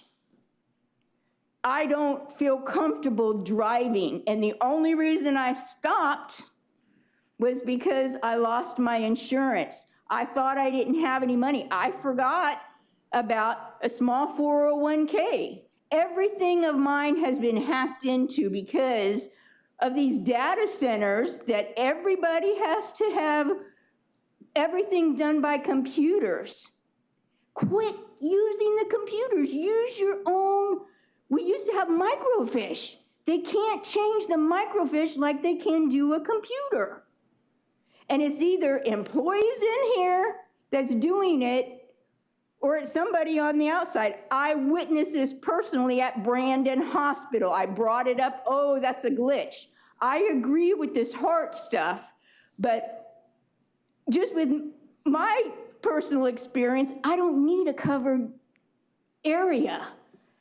Just a concrete pad so I can get my cart through it. Some of them I can't get it through it, and I don't need the ramp put down for my cart, and I don't need the bus scraping their tires up against the curb to get me on. I mentioned it yesterday. Oh, don't worry about Thank it. you, Ms. Hammond. That's my tax dollars. All right, that closes public comment. Can we have a motion? Move to approve. Motion, Commissioner Myers, second Commissioner Wostel. Please record your vote on D2. The motion carried 7-0. And D3. Thank you. Josh is here for item D3. This is to conduct a public hearing to establish rates for our street lighting districts. Thank you, Bonnie. Good morning, Commissioners. This is a public hearing to establish the separate uniform rates for the various residential street lighting districts that are provided in the backup, and to adopt the non-ad valorem assessment for the street lighting for the 2026 tax year. As a reminder, the street lighting assessment is a pass-through, as revenues from this non-ad valorem assessment are used to pay for the cost of the street lighting services provided by TICO. Nearly 800 individual street lighting districts across the county participate in this voluntary program. For the 2026 tax year, there are no general or overall program rate increases proposed. However, within the program, adjustments have been made to 4 individual street lighting districts to more accurately reflect their unique pricing for TICO services. The full list of nearly 800 individual street district rates is included in the backup for this item. This public hearing was duly advertised in the Tampa Bay Times, and written notices were sent via first-class mail to property owners within the 4 districts with rate adjustments. The notices highlight the proposed 2026 assessment, as well as inform property owners of the public hearing and their right to file written objections. To date, Public Works has received 0 written objections to the 2026 street lighting assessment. This is a public hearing. All right, thank you. This public hearing, 1 individual has signed up. Denise Herndon.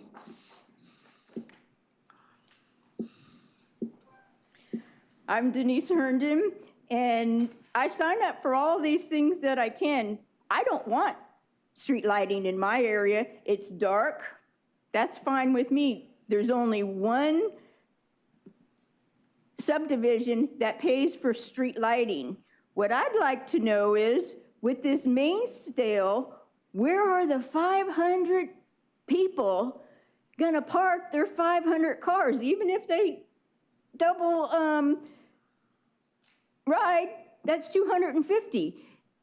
Where are these 500 24-hour employees that Hillsborough County needs to fund? Is it TICO? Well, guess what?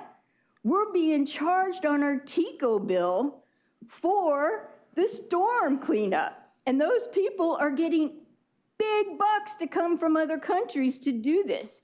This is lighting. Who's going to be paying for this? Granted, we had the worst storm here in Tampa Bay history with Milton.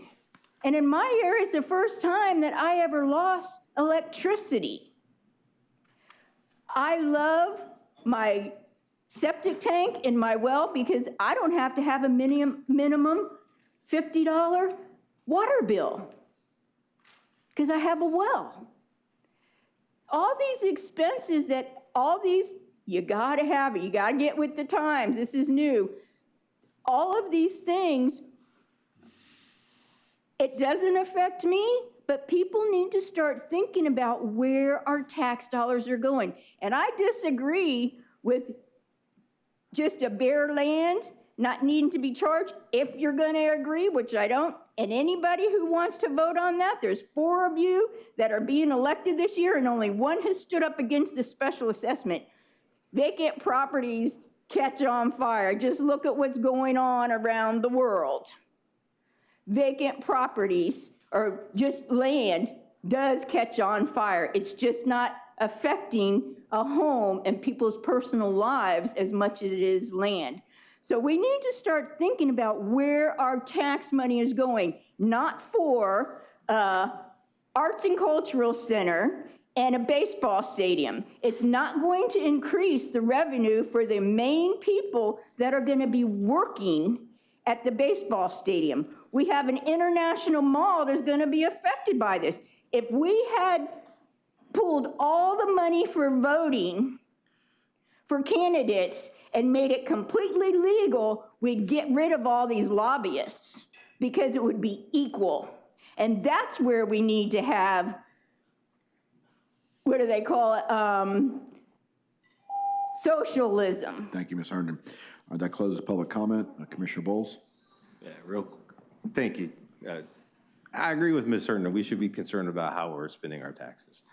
And one of the things that I think that came out of it's not real sexy, and this lighting district, and I've seen a few comments online and received a few emails, but we know where every light pole is now. We've gone out and GIS tracked everywhere essentially that we're doing. That was something that we've done over the last 2 years, right? So we're really efficiently looking at how we're assessing these districts. And as you said, it's a pass-through. We're collecting and then giving it back. And one of the things I think we've done more recently is that we've reassessed certain districts that were maybe being underpaying and others were overpaying, and kind of there was a leveling out of sorts. But now it's actually based strictly on within margins of error on use. Is that correct? Yes, thank you, Commissioner Bowles. That is absolutely correct.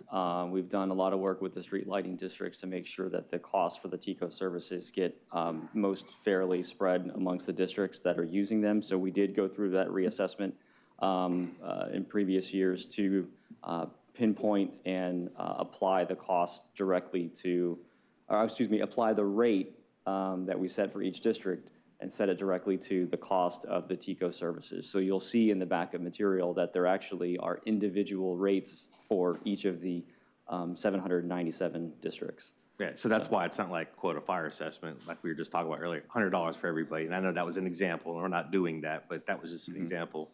These are actually tiered to the communities that have 3 lights versus 20. Yes, Yeah. yes, that's correct. And do we collect any type of fee for that, for the, I'll call it the administration of these districts at all? Or is that passed through? It's really small all fee, based. but is there something? Right, it's based on the TICO costs for the service, which includes maintenance of the lighting, the services, the electrical services, the operations and maintenance, et cetera. The additional administrative cost is minimal. It's really to pay for the tax collectors' collection of the fee. It's for the rate assessment, or every year, and then the notices, the public notices, things like that. So it's not we're not just spending money. It's paying for itself. And the internal auditor did conduct an audit of the residential street lighting program, I want to say about 18 months ago as well, to ensure that it was being done correctly. Okay, thank you very much. Commissioner Myers? Got a motion to approve. Commissioner Myers, do you have a second? Second, Commissioner Cohen. Please record your vote on D3. Motion carried, 7-0. Okay. Next item. Thank you. We can now move to the commissioner items. The first item is item F1 by Commissioner Bowles regarding the governing water demand usage. Commissioner Bowles? Thank you, Mr. Chair. Before I begin on this, I think it's really encouraging that more than one commissioner is kind of considering some of these items that are before us. And I think if we kind of, seems like we kind of all may agree on some of the destination that we're heading, but maybe the pathway to get there is going to be a little different for some of us. And that's what my item is kind of finding that pathway to get there. So, Commissioner Cepeda, I do acknowledge that we were thinking alike on some of these things. So good going. Like many of our comments that we had earlier from our residents, they pointed out that we've just come out of one of the worst droughts we've had in many years. If nothing else, it certainly reminds us that our water is one of our more precious resources. And as we see this growing interest in data centers, and what I'm more thinking about is more other in any large water intensive developments, we also seeing this growing public concern. And to that end, I appreciate everyone who did come up and say something about that. But I think those concerns deserve thoughtful answers, not just rhetoric. And over the last few months, actually, my office has been researching this issue, talking with some staff members and looking at the best practices from all around. I've talked to data center analysis, I've talked to developers, and I've talked to some equity firms that are looking to do some of these things. And this is a result of that work. And so I'm simply asking staff to answer the questions before we decide on those answers, to find those answers. And specifically, and it was mentioned in here, and I don't know how it got left out, and I'll just own the mistake that specifically, I'm asking you all to review our current policies, determine what authority we have under Senate Bills 180 and 484, identify the conservation and capacity management tools available to us, and recommend any changes that may be appropriate to our land development code, technical manuals, or utility requirements. Now, I know we're restricted for doing some of that right now, as we are constantly reminded, and as Commissioner Wistall has pointed out during our zoning hearings and that. But to me, this is bigger than just data centers. Today it's AI, tomorrow who knows what's going to be. So we have to kind of consider the idea that we have to look at all water intensive industries. I think we had somebody talking about strawberry farms earlier and drying wells. Our agriculture is important, but we also have something like golf courses that we have here. They use hundreds of thousands of gallons of water as well, perhaps millions depending on the size and the intensity. At the same time, we see those golf courses drying up. We see those, we got 5 in Sun City, we got 1 in Pebble Creek that aren't being used. So we got to consider that it's not just what's good or bad. We got to think about what's the impact. So, that's the principle that I'm essentially applying and want us to kind of think about, and that we should not just evaluate impacts, or we should evaluate impacts, and not just labels. So if the development places an extraordinary demand on our water resources, we should know how much water it will use, whether our infrastructure can support it, whether there's better conservation measurements, and whether reclaimed water can be used where feasible. These are the questions I'm asking for you all to look forward.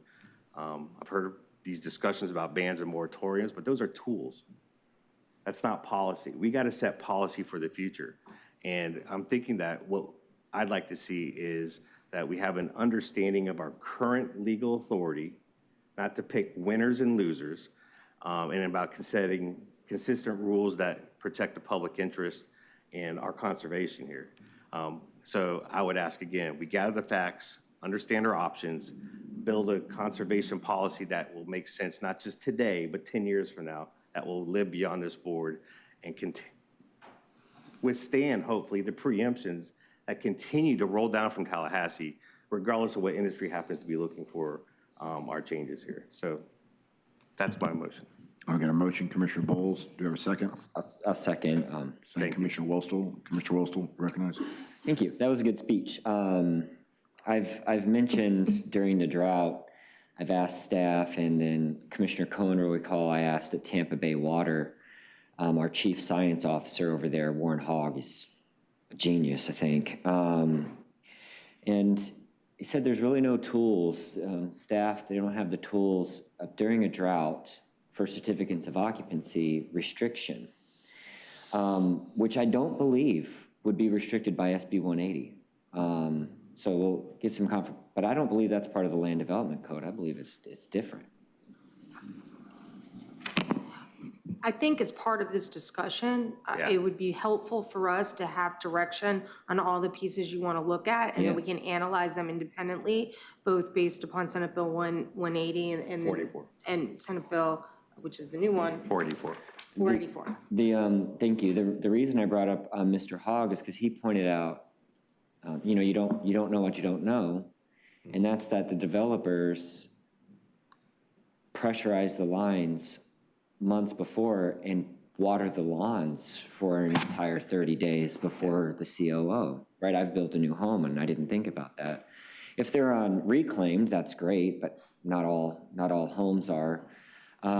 So I don't know how that could be addressed, but I do believe that in a time of drought, this is one of the worst that we've had in a while, that while I'm a fan of lessening regulations, that when it comes to water resources, that the staff must have the tools to restrict permitting certificates of occupancy that would clearly negatively impact the current residents.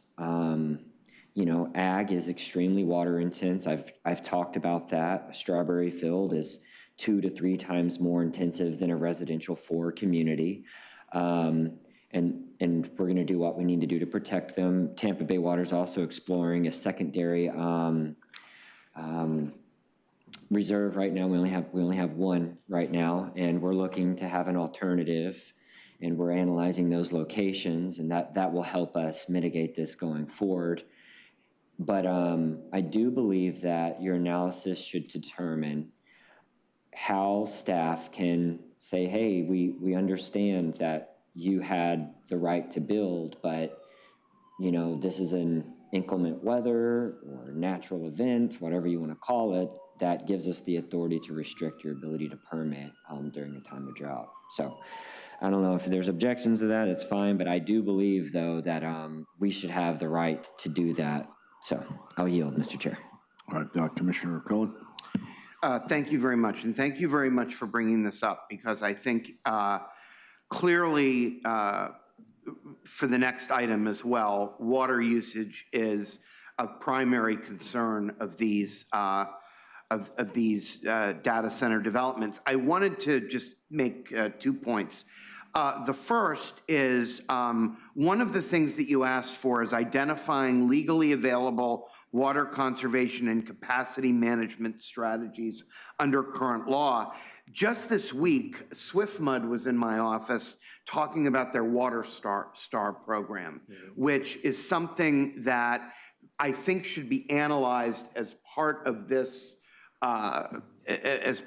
project, because that might be something that we could institute here that would bring some needed regulation to water usage, and would definitely be something that could reduce the potable capacity that's needed for a lot of the lawn irrigation that goes on.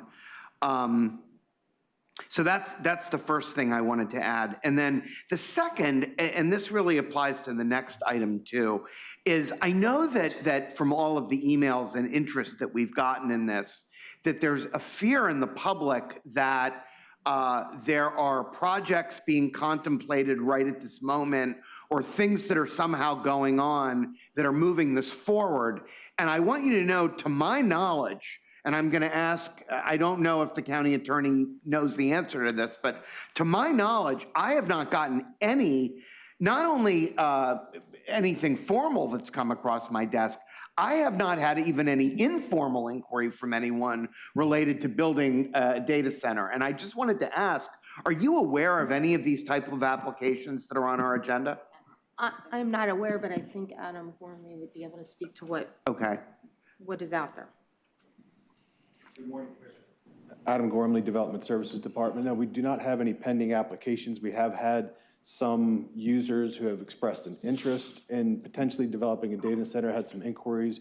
We have advised them that data centers are not an approved use currently under the Land Development Code and are not eligible for development at this time. So short answer is no, we do not have any pending at this time. So I just wanted to say that to ease a little bit of the fear that I know is out there for people, and also just to help frame the discussion for the next item, because I know that we're going to continue this further. So those were just the two things I wanted to add to the discussion. Commissioner Bowles? Yeah, just quickly to follow up. And thank you, Adam, for confirming that. And again, I haven't gotten any inkling that something's going to happen, but I think we need to be prepared. You know, this is what we should be doing. We should be looking forward, not just on the problems that are hitting us today, but the problems that may come before us in the future. So, and to that point, that's why I kind of left it a little broader in the language, so that, and I would consider, if notes have been taken, that both Commissioner Whistle and Commissioner Cohen's friendly amendments to the inquiries and the information gathering that should come from this, and that would allow us to provide, some guidelines for moving forward on, in the future, whether it's something we can do today or it's something that we need to change in our code moving forward. And if I can just clarify so that I understand it for as we review it, what Commissioner Wastel is asking for us to also review is the building permit process, and as it relates to, new homes or COs, and whether or not we can do some restrictions related to the building permit process. And then what I heard from Commissioner Cohen relates to a program that SwiftMud has that we can look into seeing if we could utilize for our own processes. During times of drought. During times of drought, thank you. Okay, we've got a motion, Commissioner Bowles, second Commissioner Wostel. Please record your vote. F1.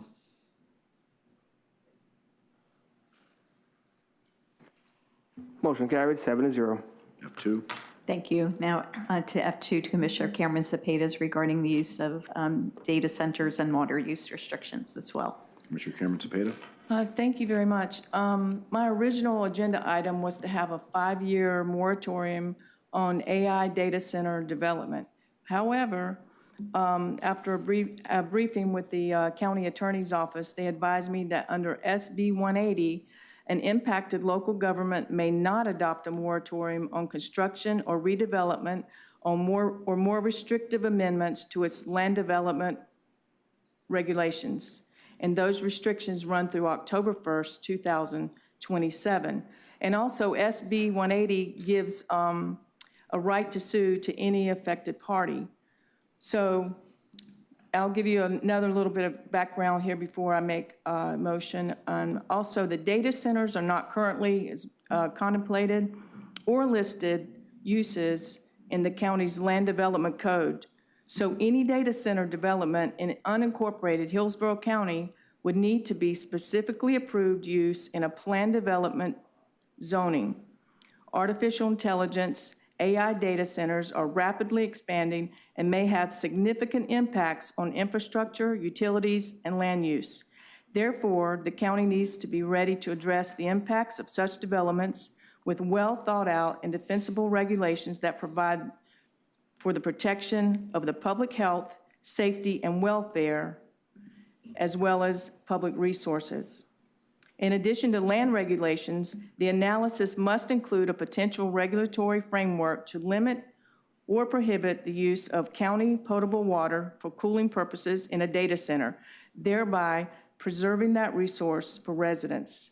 The intent is for this analysis to be provided to the board with sufficient time for consideration and potential implementation before SB 180 expires in October 2027.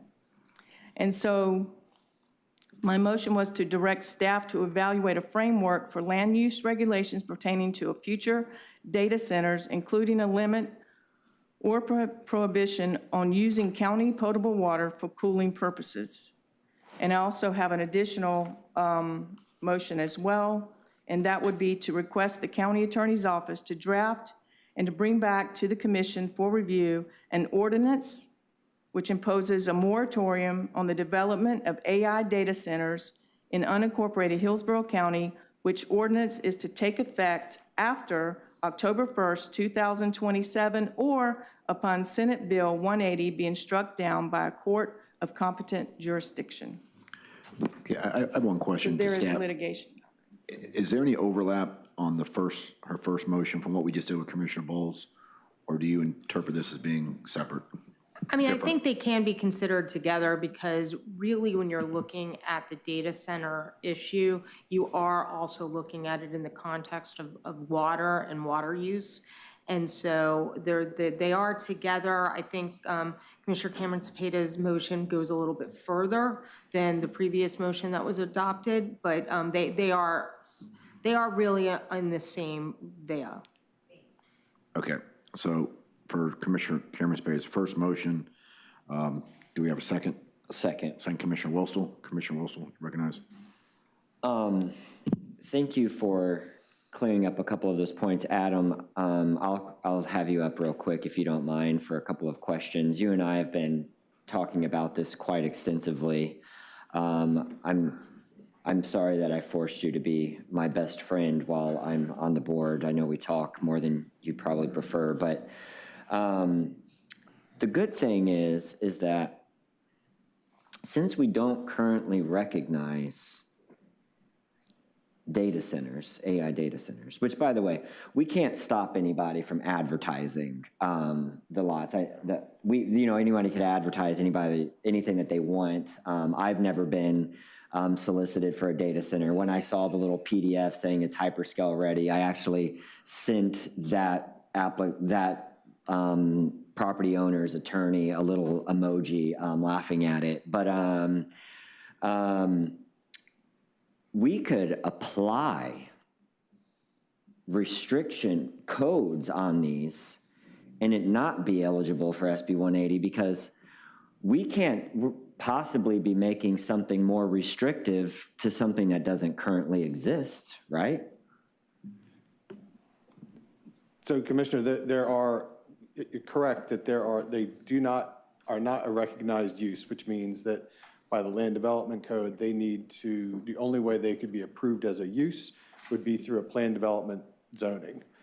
Such as very intentional, heavy engineering requirements such as closed loop systems for power, closed loop systems for water, very intense noise and vibration engineering mitigation such as speed reduction, vibration isolation, vibration dampening, flow optimization, et cetera, et cetera.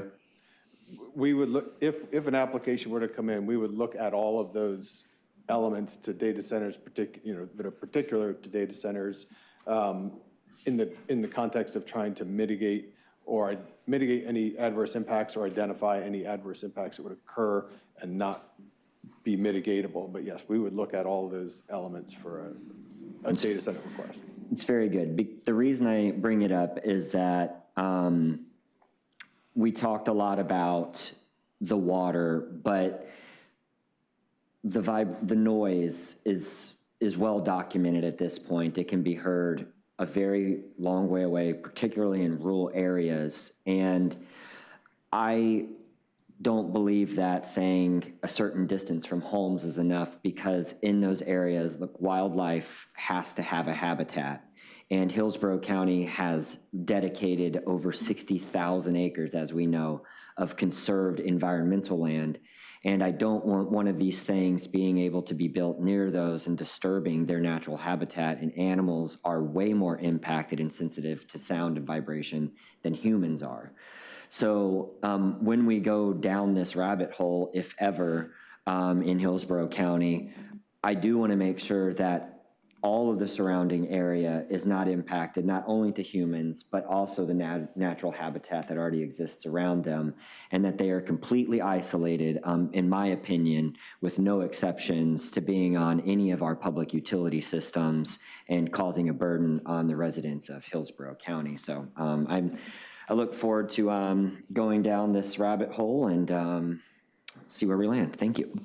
Commissioner Bowles and Commissioner Cohen.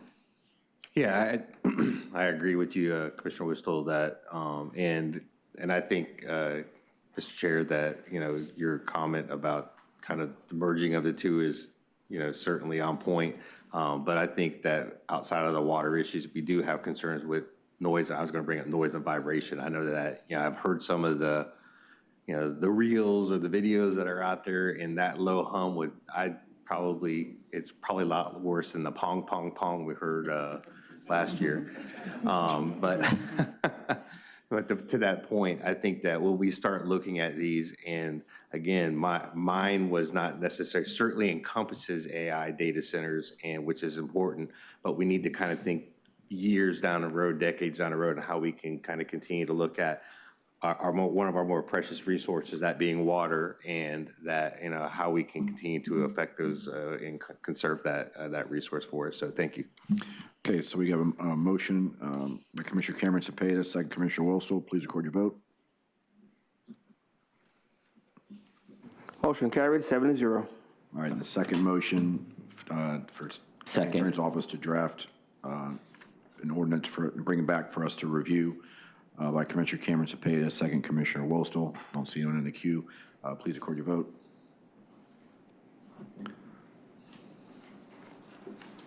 Motion carried, 7-0. F3. Thank you. F3 is Commissioner Cohen's item regarding short-term vacation rentals. Commissioner Cohen. Thank you very much. Speaking of noise, this is an issue that has been coming up repeatedly in many communities across Hillsborough County. There are over 3,000 short-term rentals in unincorporated Hillsborough County alone. Doesn't even include the city of Tampa. And if they're not appropriately managed, they can create significant adverse impacts in residential neighborhoods. Originally, I had asked the county attorney to look into any options that could be available to better address short-term rentals and enable more effective enforcement. And of course, we ran into the legislative preemption on further regulating the zoning locations due to the restriction on land use regulations. However, a growing number of counties and municipalities throughout the state have enacted registration requirements for short-term rentals. Requiring short-term rentals to register with the county promotes identification and supports monitoring and coordination with rental owners. Registration ordinances can also provide for helpful business regulations to improve education of both short-term rental owners and renters.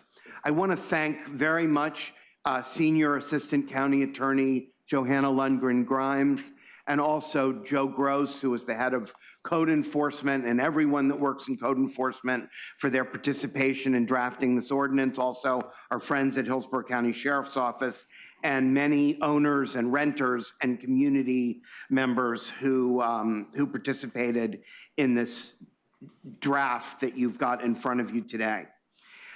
This draft ordinance has a lot of provisions in it, but among the most important is that the owner must designate a local responsible party to manage the property who can be called upon by code enforcement or law enforcement 24 hours a day, 7 days a week, and that person must be available to go to the property within 1 hour of any reported violation. The ordinance goes on to require informing guests of local rules, including compliance with the noise ordinance and other things like trash and recycling pickup and parking permissions as well.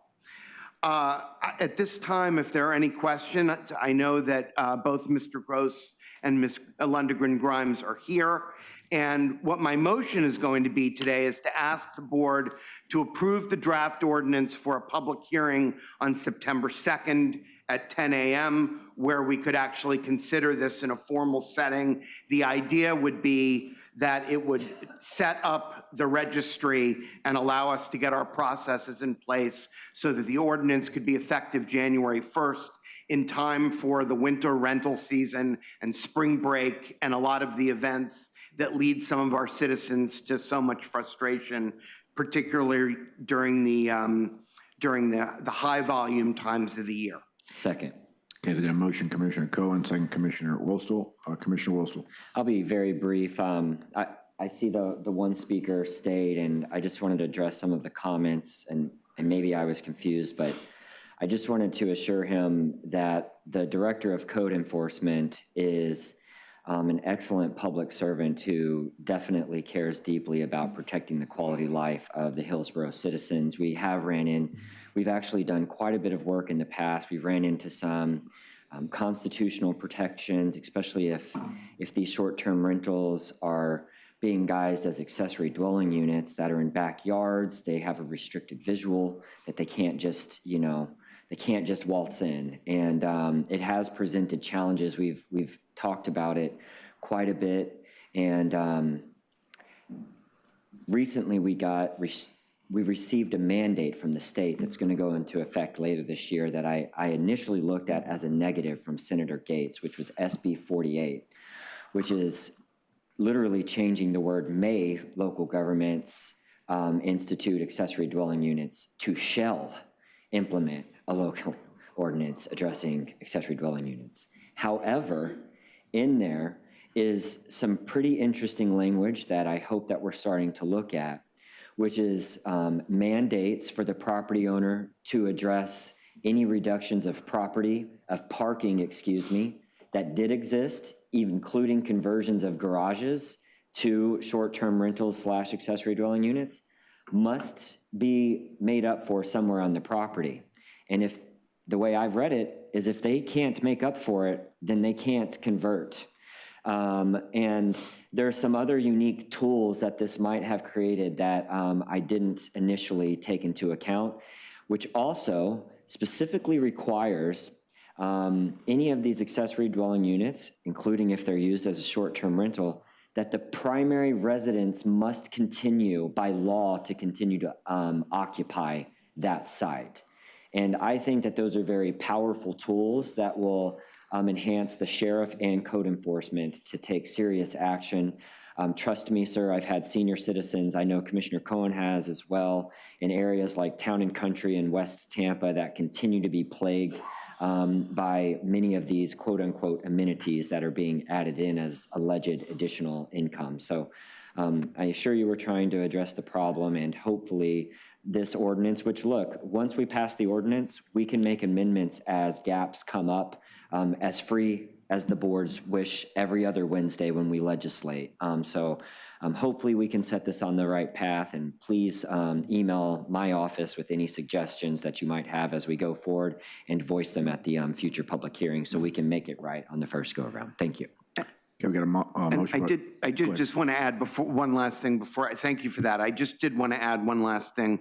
The city of Tampa does not have an ordinance that covers this, but I really think that they could piggyback on this ordinance and use it for the same purpose, because a lot of the complaints that my office gets, unfortunately, are outside of our direct jurisdiction because they're in the city. But I think the city can make use of this, and if we pass it, that will be one of the first things we do, is reach out to them and try to extend the idea to them as well. I'm sorry if I can just make a comment on that.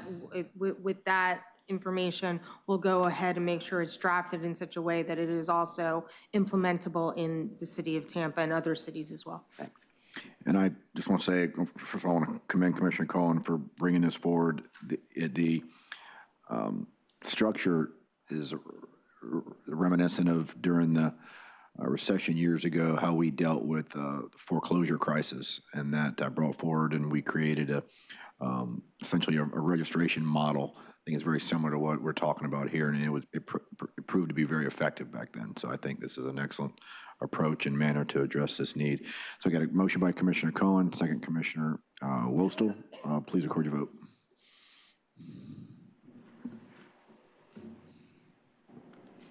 The motion carried 7-0.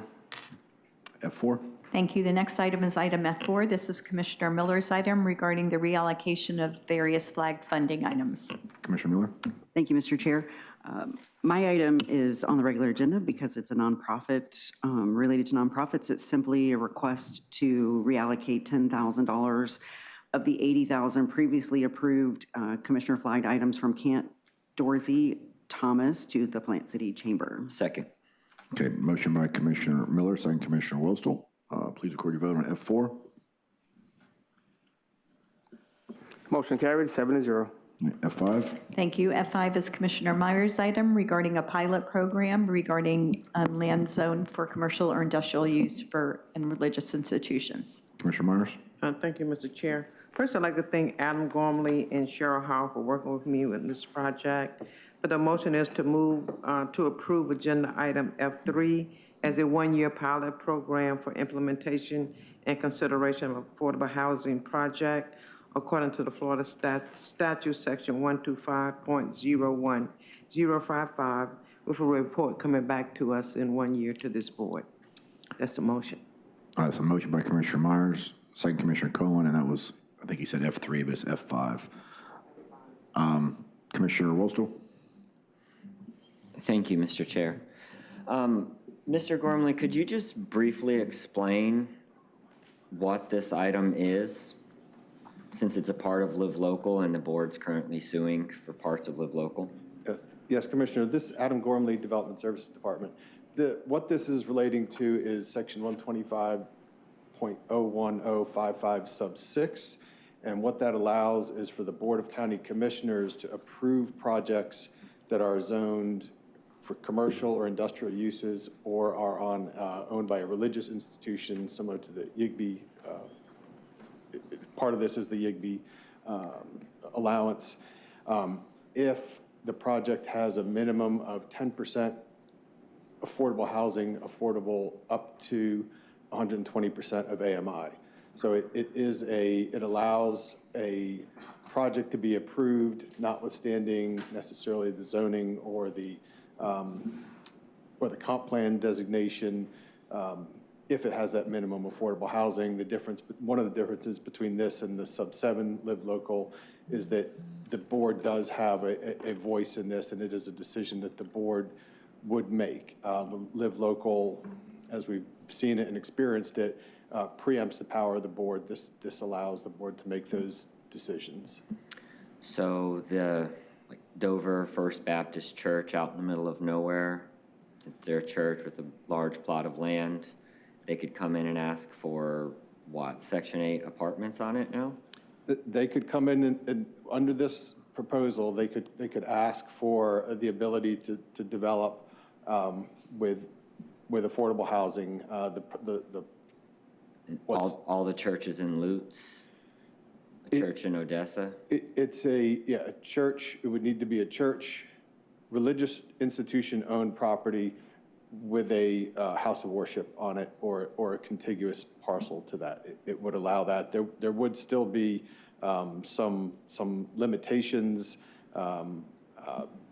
practical ones regarding water and wastewater provision. So if this is approved, that's something that we would look at in terms of any project of how they would propose to provide utilities. It's still, there are still restrictions on where utility lines can be extended, and that may put some parameters around the extent to which development could be supported depending on the project's location. And I thought it was only religious institutions, so we're going to open this up to commercial or industrial? Commercial, industrial is included in the statute, and that's included in the motion, the proposal, the motion. Has staff created an inventory of what Pandora's box this might open? We do not have a current inventory of eligible properties. So we're saying they can just apply freely for a year on these? That is the proposal. Yes. What I would say is that the unincorporated areas, East Hillsborough, Lutz, Odessa, are going to be the areas that get pounded with these applications, not the areas that are close to the urban core, because the land's going to be much more expensive. And I can't remember one thing in government that when it starts temporary, it stays temporary. It always ends up permanent. I think that this is going to reopen a Pandora's box of applications that we have to deal with in terms of dense development that we've been barely successfully combating in the rural parts of the community, and that this is only going to further promote and facilitate those types of applications from happening. And I would promote caution to the board. Thank you. Commissioner Bowles. Adam, as far as talking about inventory, are you thinking strictly commercial or religious or both? The proposal includes property zoned for commercial, industrial purposes, or religious institutions. And you're aware of how my office worked with the state group and some local GIS. So we do have a mapping of all the religious and contiguous properties for the YIGBY component of that if we wanted That's to right. kind of have an idea. Yeah, It's like over 1,000 acres or so. I'm that sorry, are available. I failed to mention that. I do recall Yeah, okay. that that's been done. Yes, sir. All right, thank you, sir. Commissioner Cameron Cepeda. Yes, so at the end of the one-year pilot project, it would be brought before the board again to be voted on to continue or not to continue, correct? Yes, that would be the intent of what is going forward. So, yes, so wouldn't be continuously, we would be able to vote on it again. All right, thank you. And again, I just want to stress or confirm, the board, under this structure or this program, the board still is the ultimate arbiter. Yes, sir. Okay. We've got a motion by Commissioner Myers, second Commissioner Cohen. Please record your vote.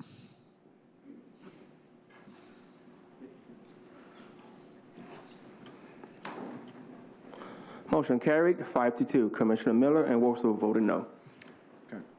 F6. And thank you. F6 is Commissioner Wustel's item regarding the Historic Preservation Challenge Grant Program. Commissioner Wustel. Thank you. This is a very simple item. Staff might actually have a suggested alternative that might be even better. There is a restriction in the Preservation Challenge Grant program. I put the bullet point in there that essentially says that it creates an environment to where they have to wait to do their improvements. And this property owner didn't close until December. They weren't able to make the application process that starts in March, ends in May. And right now they're looking at, well, I have to sit here and keep the property dormant and continue to take more water intrusion and other issues that the site has for another year. My suggested motion, which didn't waive them of any of the requirements that staff has in the manual, such as maintaining, engineering, code requirements, et cetera, was to allow their project to still be eligible for reimbursement if they began right now on fixing the property. The bullet point in there would essentially require it, I think, and stay idle until May of 2027. It says no expenses incurred before the formal approval of the award by the Board of County Commissioners may be submitted for reimbursement. So the option is either us look at the manual and create that reimbursement process, which I believe that we should analyze at a different time. But I believe that they might be able to just start, Yaska, is that correct? They just might be able to re-advertise, and like the motion says, I made very clear to the person that owns the property that in no way would this insinuate their award, that anybody could apply, and they still might not get anything this time around. But we might be able to just re-advertise because we have a remaining $196,000 of the current budget. Yeah, we could do that and re-advertise and reallocate that funding because there's still some funding available. So, I mean, that 196 is what, just gonna depreciate for a year, or? It essentially rolls over into the following year. So, I don't know, does anybody, would you rather me make a motion to try and waive their ability to just go ahead and start now, and then they can still be eligible next year if they start their improvements? Or would the board rather re-advertise the remaining 196 grand?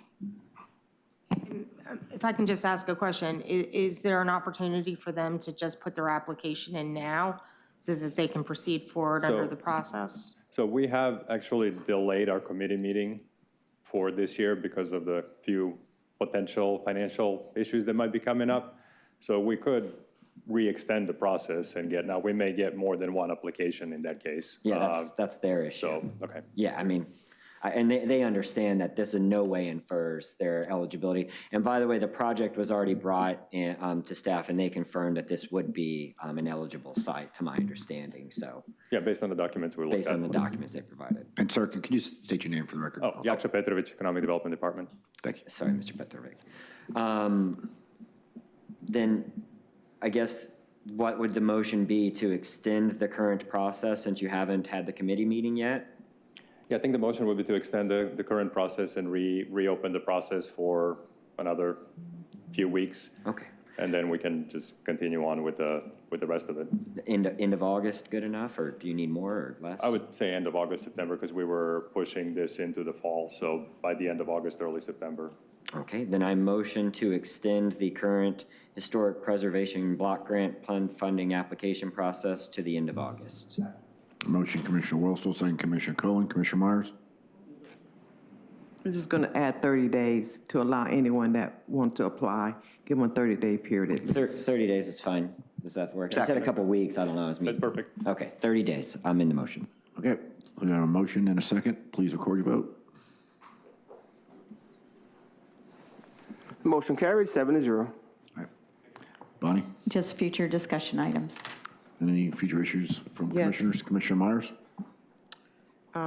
Thank you, Mr. Chair. I would like to ask the county administrator and her staff to meet with the school district's administration to explore how CDBG DR funds could be used for a workforce affordable housing project on school district McLean property, and how other eligible workers could participate in this program besides teachers, bus drivers, and custodians earning less than the area median income. And lastly, a staff report to come back at the December 16th meeting, and a representative of the school district administration available and ready to discuss the project when county staff report is presented. Bonnie, you got all that? Okay. Don't see anyone else in the queue, so we're adjourned.